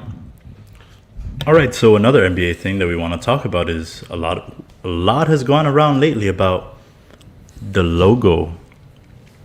And we're talking about replacing that logo. Mr. Jerry West with another Laker great. And we talked about him last week. We didn't talk about Magic last week. Shaquille O'Neal?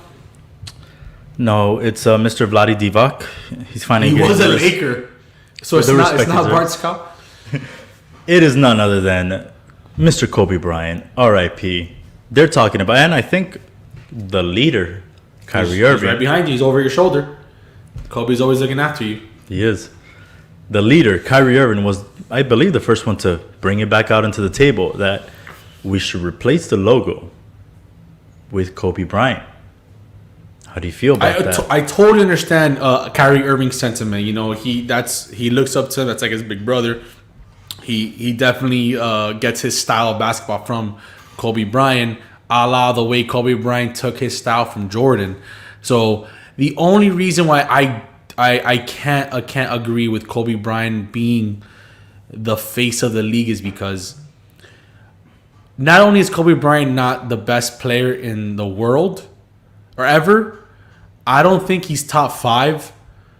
I don't think Kobe Bryant was even the best player in his generation. Now, this comes from a huge Kobe Bryant fan. I grew up a huge Kobe Bryant fan. I grew up a huge Laker fan. Still am a Laker fan to this day. Not just because of LeBron. If LeBron leaves, I'm still a LeBron fan. I'm still a Laker fan. I'm still a Heat fan. So I just don't think he did enough to earn being the logo. Simply passing away shouldn't be the reason why you become the face of the league. You know, Michael Jordan built the league.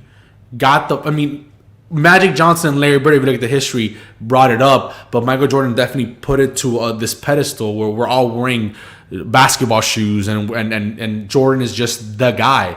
So if anyone should be there, it should be Jordan. But even if you talk past Jordan, I can name you more players that are more deserving than Kobe Bryant. So it's not that I disagree with Kobe being great or that he's not deserving of it. I just don't think he's even the first guy to... Kobe Bryant got his game from Michael Jordan. Okay, but you can say that about a lot of people. Michael didn't look up to himself. No, but Michael Jordan didn't take a style from anyone. LeBron.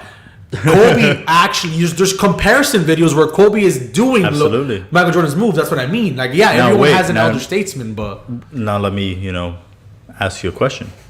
When you were a young kid roaming the halls of South Miami Senior High, go Cobras. Man, I was a dork. Yep. Your glasses on. My glasses on. Lanky. Man, guys, I was a loser. Still with that, bright smile that lit up the room. No, I said with that bright smile that lit up the room. No beard, glasses. Mm-hmm. With you. We're going to do throwback Thursday pictures on our Instagram of us in high school. Go ahead. I don't want that. Do you have any with the yellow shirt? Go ahead. And you had, you were in class, whoever's class it was, Fernie's class, Photo's class, whoever it was, and you had a piece of paper. Okay. You wanted to throw that piece of paper away. And you crumbled it up. What name were you shouting? Man, were you shouting Jordan? I do that to this day. To this day. Melo, let me tell you something.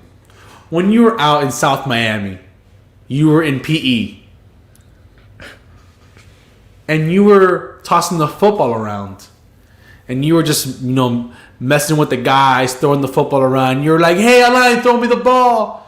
And I throw you the ball, and you got a friend in front of you. And you catch that ball. What did you yell out? You got Moss. Are you going to make Randy Moss the logo of the NFL for that? I mean... No, you are not. You see your argument? I mean, you could make him the logo. That's what I'm saying. You could make him that. No, it's a fun saying. You got Kobe, Moss. I saw where you were going, but you see how quick that was?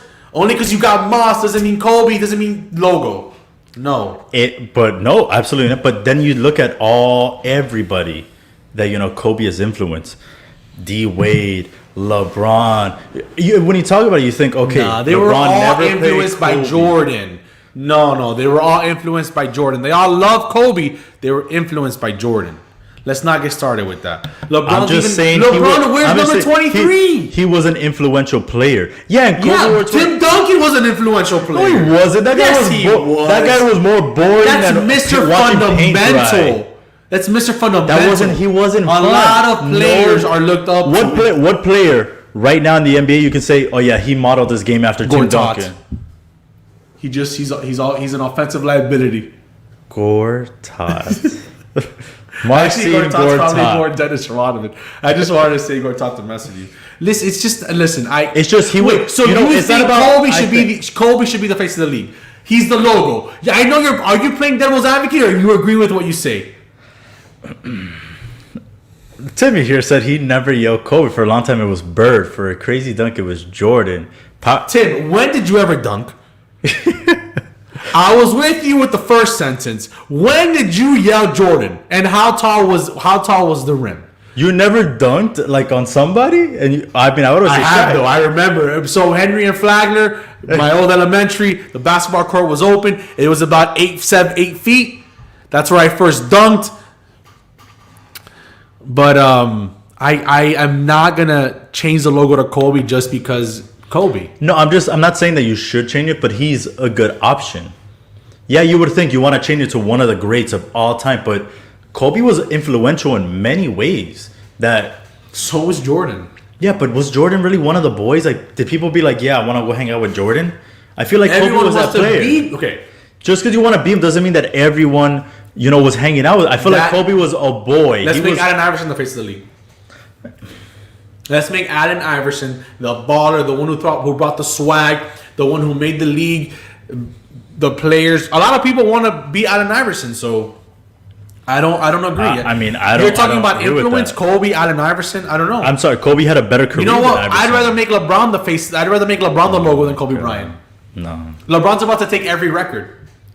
Guys, LeBron's never going to get the scoring champion. Who do you think should be the logo? Should it just keep being Jerry West, keeping it old school, or should it be changed? I would not mind it being Michael Jordan.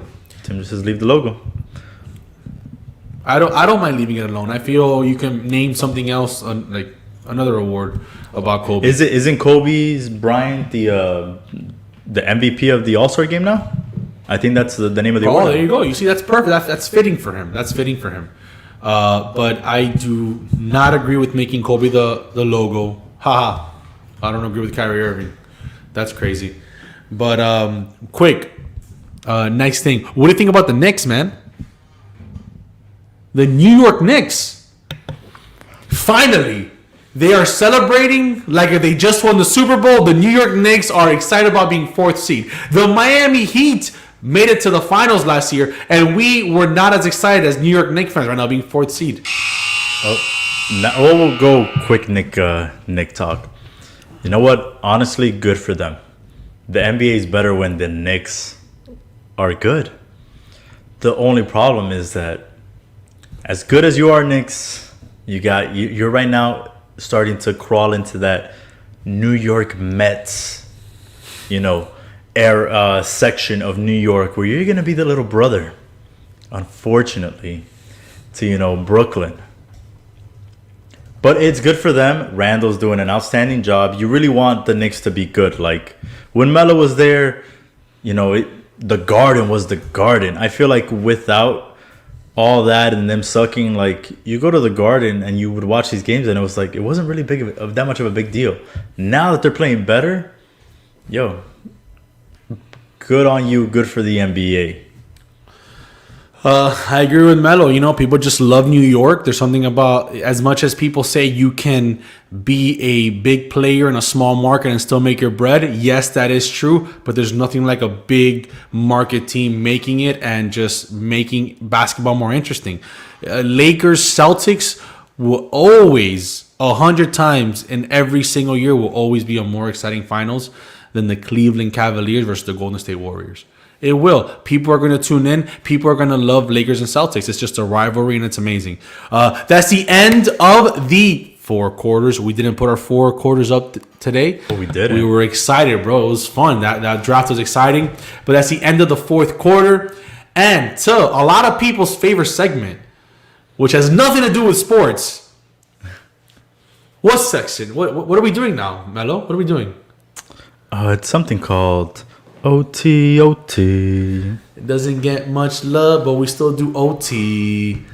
Guys, overtime. This is where we discuss anything we want. We have a bunch of interesting topics. So if you don't like sports, stay tuned. If you were here just waiting for OT, this is your section to just talk about anything. Bring up topics. Remember, it's open. If you want to bring up an OT topic that's not sports, or maybe it is sports, you just want to talk about it, we can. Let us know. Jasmine loves OT. Shout out to Jazz. Jazz, did you ever put did she ever put her she didn't. Like I said, again, Jazz, go put your at Instagram. We're gonna share it out here. Yeah, share it so you can your new music also on the Pop Culture Pros group page. But let's go. We're starting OT. There's no quarter when it comes to OT. There's no time limit. We just talk, and just have fun. So first topic we have is one that it was a couple weeks ago, but it's still, getting traction, especially because one of these persons have said that they are trying to move out of the Los Angeles lifestyle and move actually down here to South Florida.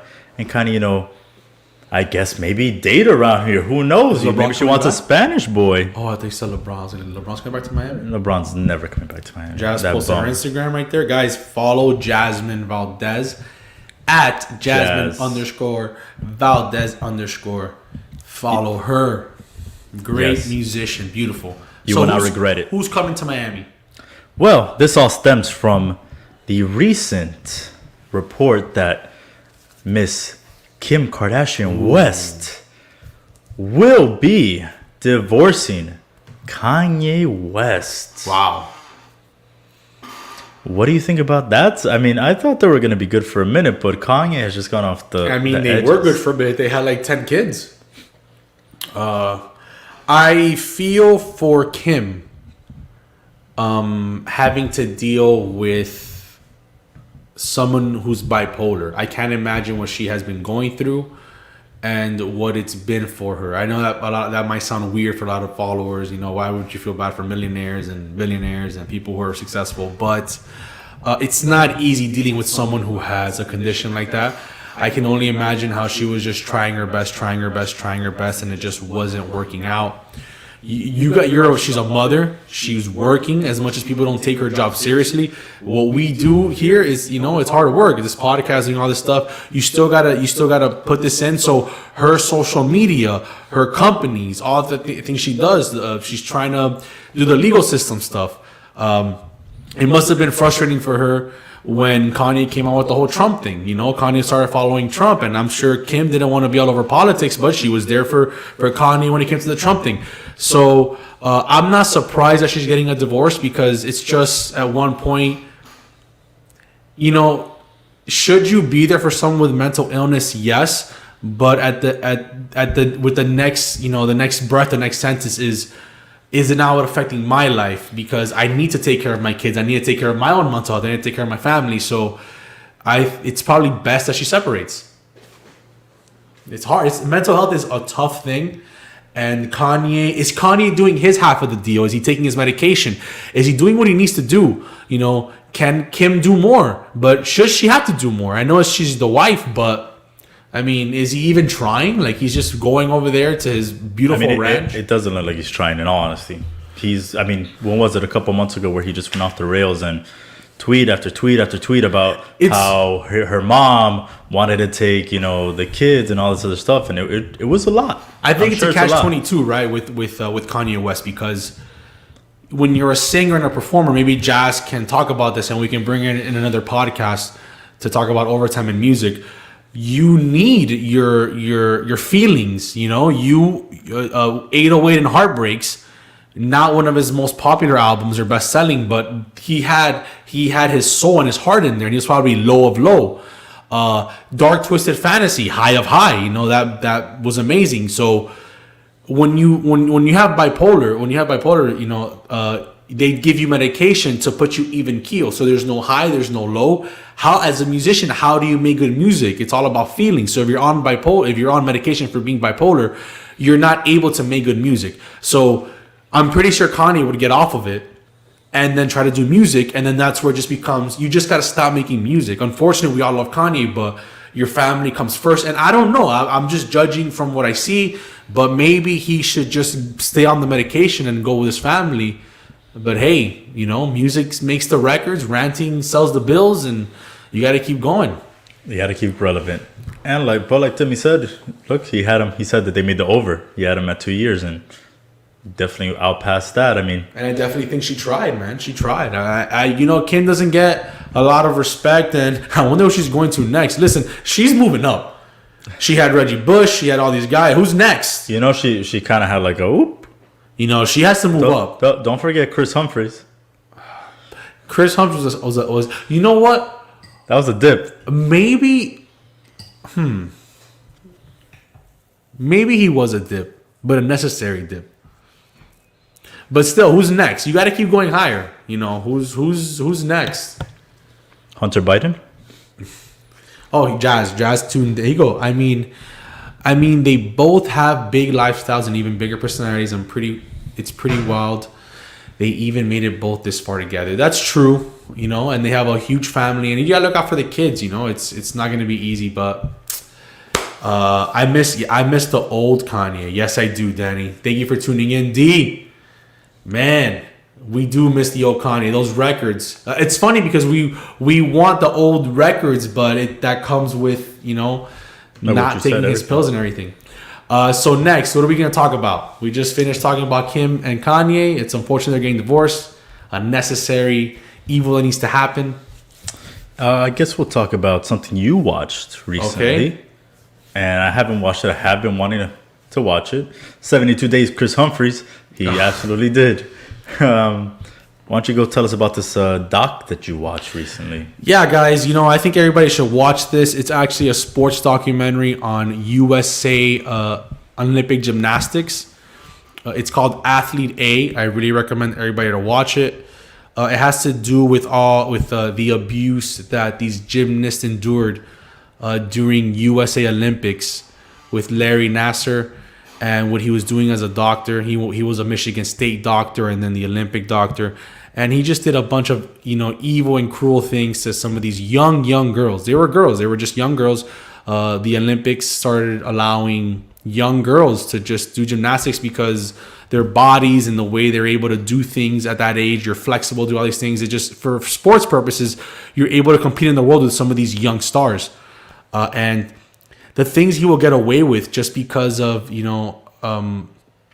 the lack of knowledge that some of us know that a doctor should do when it comes to this.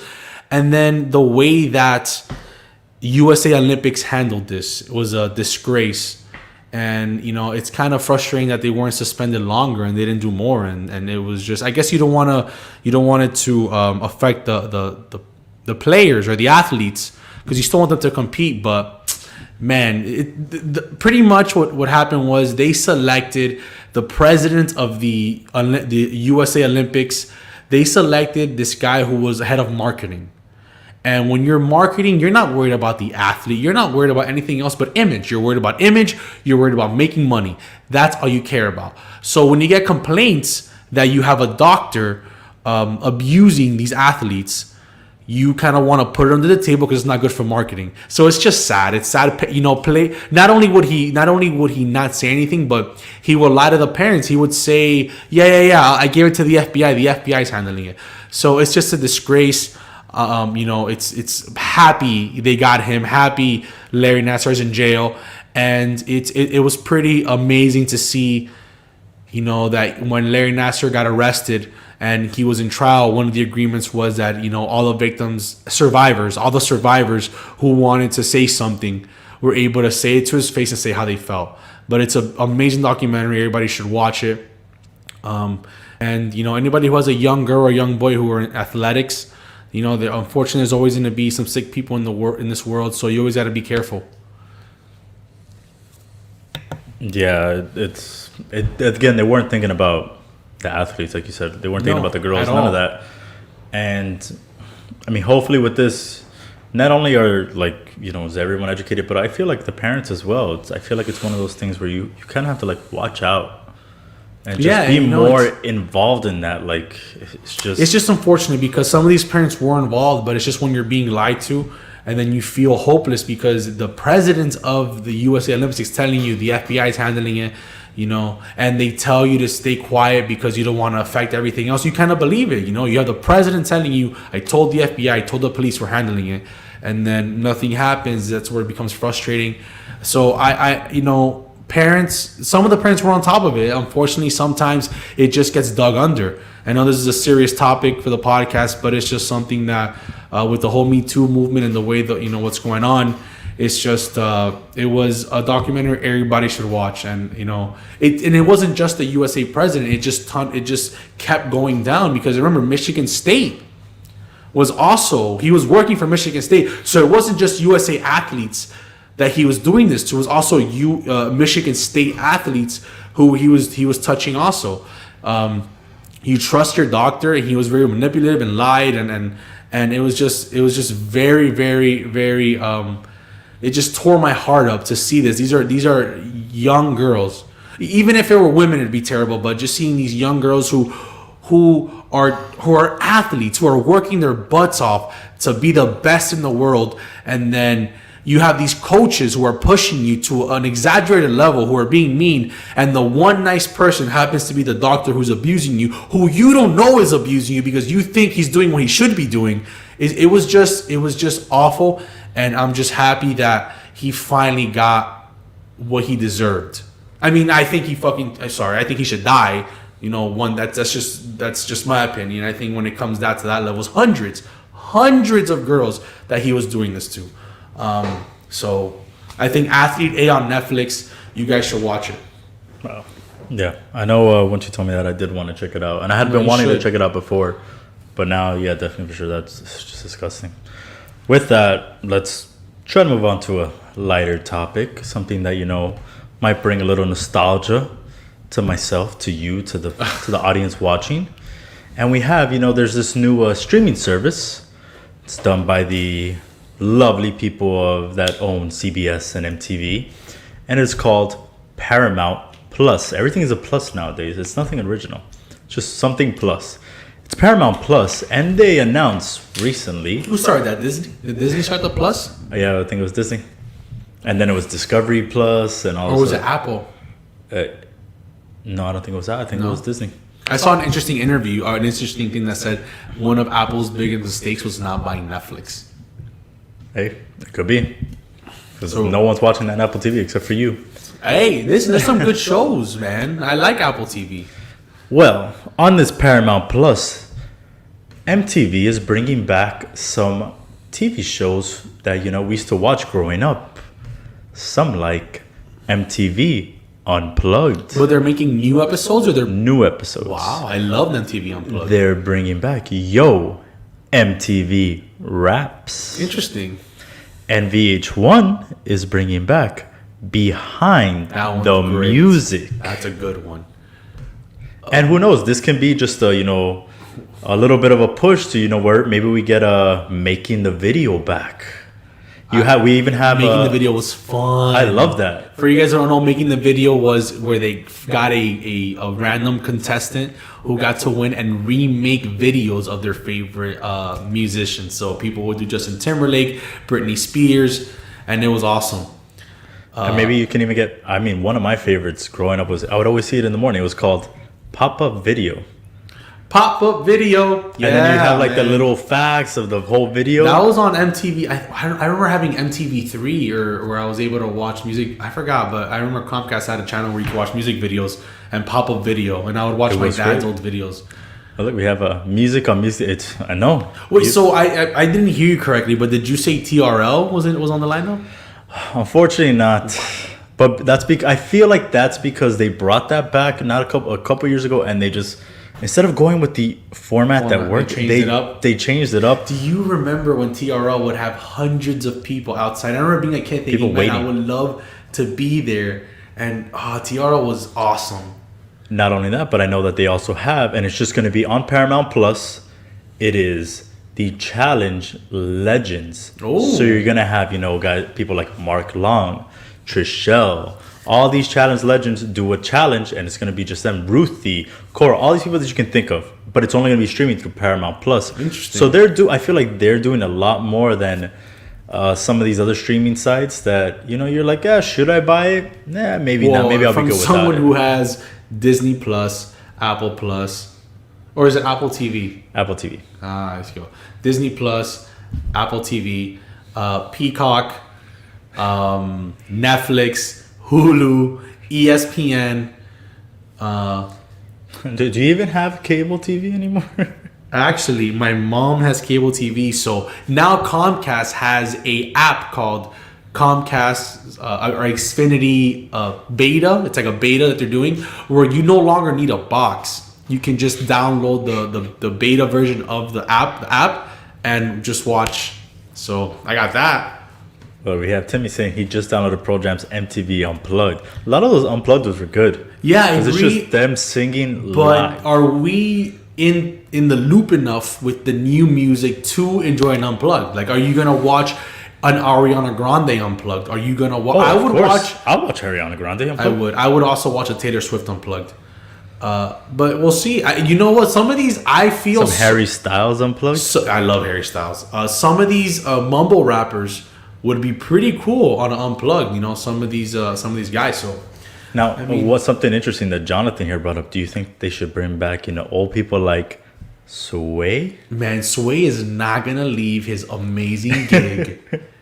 It's not gonna leave his amazing gig on Shady. He's on XM radio or something. He's like on this thing where he has some people on YouTube love it. People If freestyle. the money's right. That's true. Bring back Sway. Listen, bring back Carson Daly if that's what we're gonna do. Bring back the dailies. Man. Oh, what was it? He's too big. He's like on a morning show now, man. He's What made it was big the time. name of the older gentleman? Well, now he's older, but he had like the gray hair. Oh yeah, he would always do MTV News, Yes. right? Yes. He was the MTV News guy. I don't know. Kurt Loder. Man, I remember him. I would watch MTV all the time. It was actually, I think my childhood was MTV, and then it slowly started progressing to ESPN because MTV just wasn't as interesting anymore. But Well, yeah, because they took off what they were about, music. Man, Not listen. even imagine. I remember waking up in the morning and watching it just for the music, and they just took it out. Yes, Tim Kurt Loder. I got it let right this after. sink in. We're gonna have MTV hits or like VH1 throwbacks, and it's gonna be our music. The way that the MTV music or the MTV oldies was for our parents, we're gonna be doing that. So that means we're gonna get a little. Yeah, man. Or some Britney Spears, or Oops, I Did It Again, or some Genie in a Bottle. Ooh, man. Those are the videos I remember. Limp Bizkit, Korn, Limp Bizkit. POD, Linkin Park.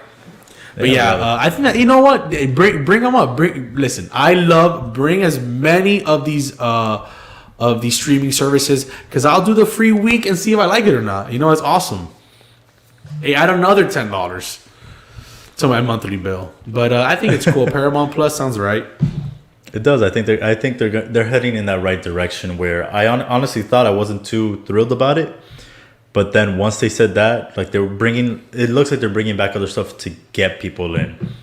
So I'm happy for it, and I think I'll actually subscribe to it. Another, $10 out of my 98 pocket. degrees, man. Danny, you a cold brother. Give me just 98. one night. Hey, una noche. That's a good one. VH1 Classics. My dad used to love, or maybe he still does, but we used to watch VH1 Classics. And my dad had this amazing skill of the first, you know how there's like a 3 seconds before the name of the song would come up on every video, he would guess it. I go, man, if there was a TV show for this, my dad would like he would just know. He would love VH1 Classic. All right, moving on to the next topic. This one's pretty big. Dr. Seuss books, Joe Biden is passing, are being removed for racist images. Dr. Seuss books. And it's 6 in particular, and I'll name them for you right now. It's "And to think that I saw it on Mulberry Street. If I ran the zoo, I don't even want to mispronounce it. McGilligut's Pool, On Beyond Zebra, Scrambled Eggs Super, and The Cat's Quizzer." And the reasoning for this cancellation, I guess you can say, since everything gets canceled nowadays, is that some of the depictions in some of these books is a little racist. I have one example here that I read and now I can't find. You know, when it comes to this topic, I understand it's very sensitive, and I understand why they want it to be removed. I just feel some of these things need to just be a history lesson, and explain to kids what some of these things mean, what it meant at that time. I don't know what's the age to start telling kids about hate and racism and certain these important topics. This is something maybe I'm gonna have to. I will tackle. Hopefully, one day I'm a father. I don't know if I agree with it being removed. I'm not sure. You know, I maybe I'm biased. I grew up with Dr. Seuss, reading these books, going to the library, and I was ignorant reading these because my parents were ignorant too. But now that we have more information, it's beneficial to understand whether they should be removed or not. But I don't think they should be erased. Just like everything else in history, I don't think things should be erased. I feel they should be maybe explained yeah. and showed. Dr. Seuss does have amazing children's books and beautiful things that I learned how to read that way. But Wait, look. So I found it. It says the book "And to Think I Saw It on Mulberry Street" has an Asian person is being portrayed wearing a conical hat, holding chopsticks and eating from a bowl. If I ran the zoo has a drawing of two barefooted African men wearing what appears to be grass skirts with their hair tied above their heads. So these are the certain images that they're saying that they're on there that is the reason they're not being published and being canceled. I wonder if they can change it or change the images and I think they can. Absolutely. I think it's easy. It's easy as republishing it, taking the books from I feel we're not at times as a society we're not looking back and seeing how it was at that time. Was it wrong? Absolutely. Racism is never right. It was absolutely wrong. But at that time when he did it, that was maybe okay. I don't want to say it's okay. It's never okay. That was just what it was, and it was more accepted. And as we're growing as a society, I'm happy that I'm able to teach my kids what my parents weren't able to teach me, and we're able to show our future kids, look, this is wrong, this is right, this is this is that. And I think that if you can change, I definitely feel you should change it. If it was, if that's what it was, you should definitely change it. Absolutely agree. And because I would listen. I am a proud Hispanic Cuban Honduran, as he always gives. Says Cuban or Honduran. I'm very proud of being a Hispanic man. I'm very proud of being Cuban and Hispanic. And if there was something like that showed disrespect to my people and where I'm coming from, I would be upset and I would want something changed. And I don't think that's cancel culture. I just think it's just. I know cancel culture is a thing, but I'm also someone who's very understanding that if something can be fixed or changed or explained, I'm always gonna try to go for that. So, of course, I feel like with an explanation is exactly how people learn. Because I can just tell you it's wrong, but you won't know why. It's just me telling you, hey, it's wrong, and you have to take my word for it. I feel like there has to be some sort of explanation behind it. And all with the cancel culture, we come up to one last thing. And this is very pop culture-ish. Bachelor Nation. Is any Bachelor Nation fans up right now? Nearing 11 p.m. And we're in the 2-hour mark, so we got to make this one quick. This is probably one of our longest podcasts. I didn't even notice that we're at the 2-hour mark. But yes, Bachelor Nation. I know you guys are very big out there. And we want to definitely hear, if you are part of the Bachelor Nation, what you feel about this. But there's a lot of controversy. Wow. Coming up about Chris Harrison because of a I guess not so recent interview he did with one of the previous bachelorettes, where he came out to defend one of the current and still on the show bachelorettes that are fighting for Matt's heart. And essentially what she did, just to give you guys a brief thing on it, back in college, she was in a sorority, and she went to a colonial party essentially, and she went wearing this dress from back in the day, with the slavery and all that. And it came out, people were obviously hounding her, and Chris Harrison, like he does for a lot of things. I think she had a Confederate flag in the back. Is that what it was? I think it was. I think it was a Confederate flag. And well, the party was a Confederate party. I don't know because I've never been part of any of that. But he came out to her defense and said, that, she was young. She came out, apologized for it. And he sort of, not defended it, but said, is it a problem back in 2018 or is it a problem now in 2021? Which, of course, it was a problem back in 2018. Just a lot of people weren't educated on it like you are now. Listen, Melo, this one's very simple. Shirley said he's stepping down temporarily. He needs to. Because, listen, there's totally different than a Dr. Seuss book that was written many years ago to defending someone who did this 2 years ago. Look, could it have been a mistake? Could her ignorance at that age? These are all things I understand. We all do ignorant things and we learn and we grow. but the way he defended her, and he was defending it, was too much because he didn't just say it was that. He elaborated more and more and more, and that's where it became frustrating. Where it goes, hey, dude, listen, this just happened 2 years ago. This isn't news. Like, she did something that 2 years ago we knew was wrong. 2 years ago I would have known it was wrong. Like, I don't even defending the Confederate, bro. The Confederate, I don't understand this whole Confederate thing. These people are losers. Why are people defending? Like, yo. Well, I don't think it was so much defending that. No, I know he wasn't, but it's just I'm just saying why she was even wearing that 2018. Oh yeah, like it's just being, come on. It was ignorance. This isn't something from 2002. This is 2018. 2-3 years ago, we knew about this. So I understand why he defended the beginning of it, because she was young. She made a foolish mistake. A lot of people have done foolish mistakes when they're young. And social media, everything gets posted. When you're young, even at 18, 19, 20, at this time, I know our parents back then were more educated than we were, or had more responsibility. But us at this age now, I'm not 20. But when you're 20 now, you're still learning, you're still growing, you're still trying to figure life out. You make stupid mistakes that then you realize, wow, I've grown as a person. But he defended it like if this was something from 20 years ago.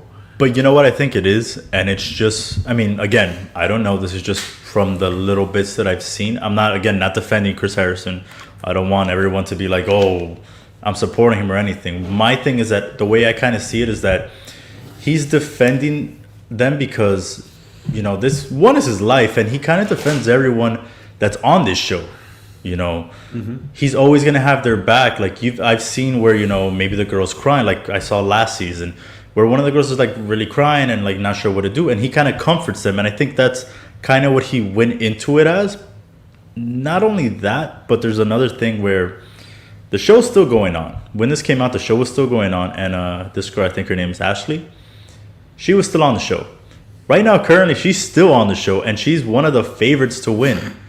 They already know who wins, who Matt chooses. What if Matt chooses her? What if Matt chose her? And this whole thing was to try to, take some, I guess, hatred off of her. Rachel, I don't know why I said it was something else. Her name is Rachel. Maybe it was to take some pressure, not pressure, but like hatred off of her, so that if she does win, people are not going crazy. Because from what I've heard, you might know more than I do, that the Bachelor Nation is not one that you want to mess with. Because they will. Say that? I like Bachelor Nation. I do. It's a fun show. So I haven't seen her, but it can be maybe him, trying to like ease things. Like, hey, don't go so hard on her. But it obviously came off the wrong way. Melo, man, I just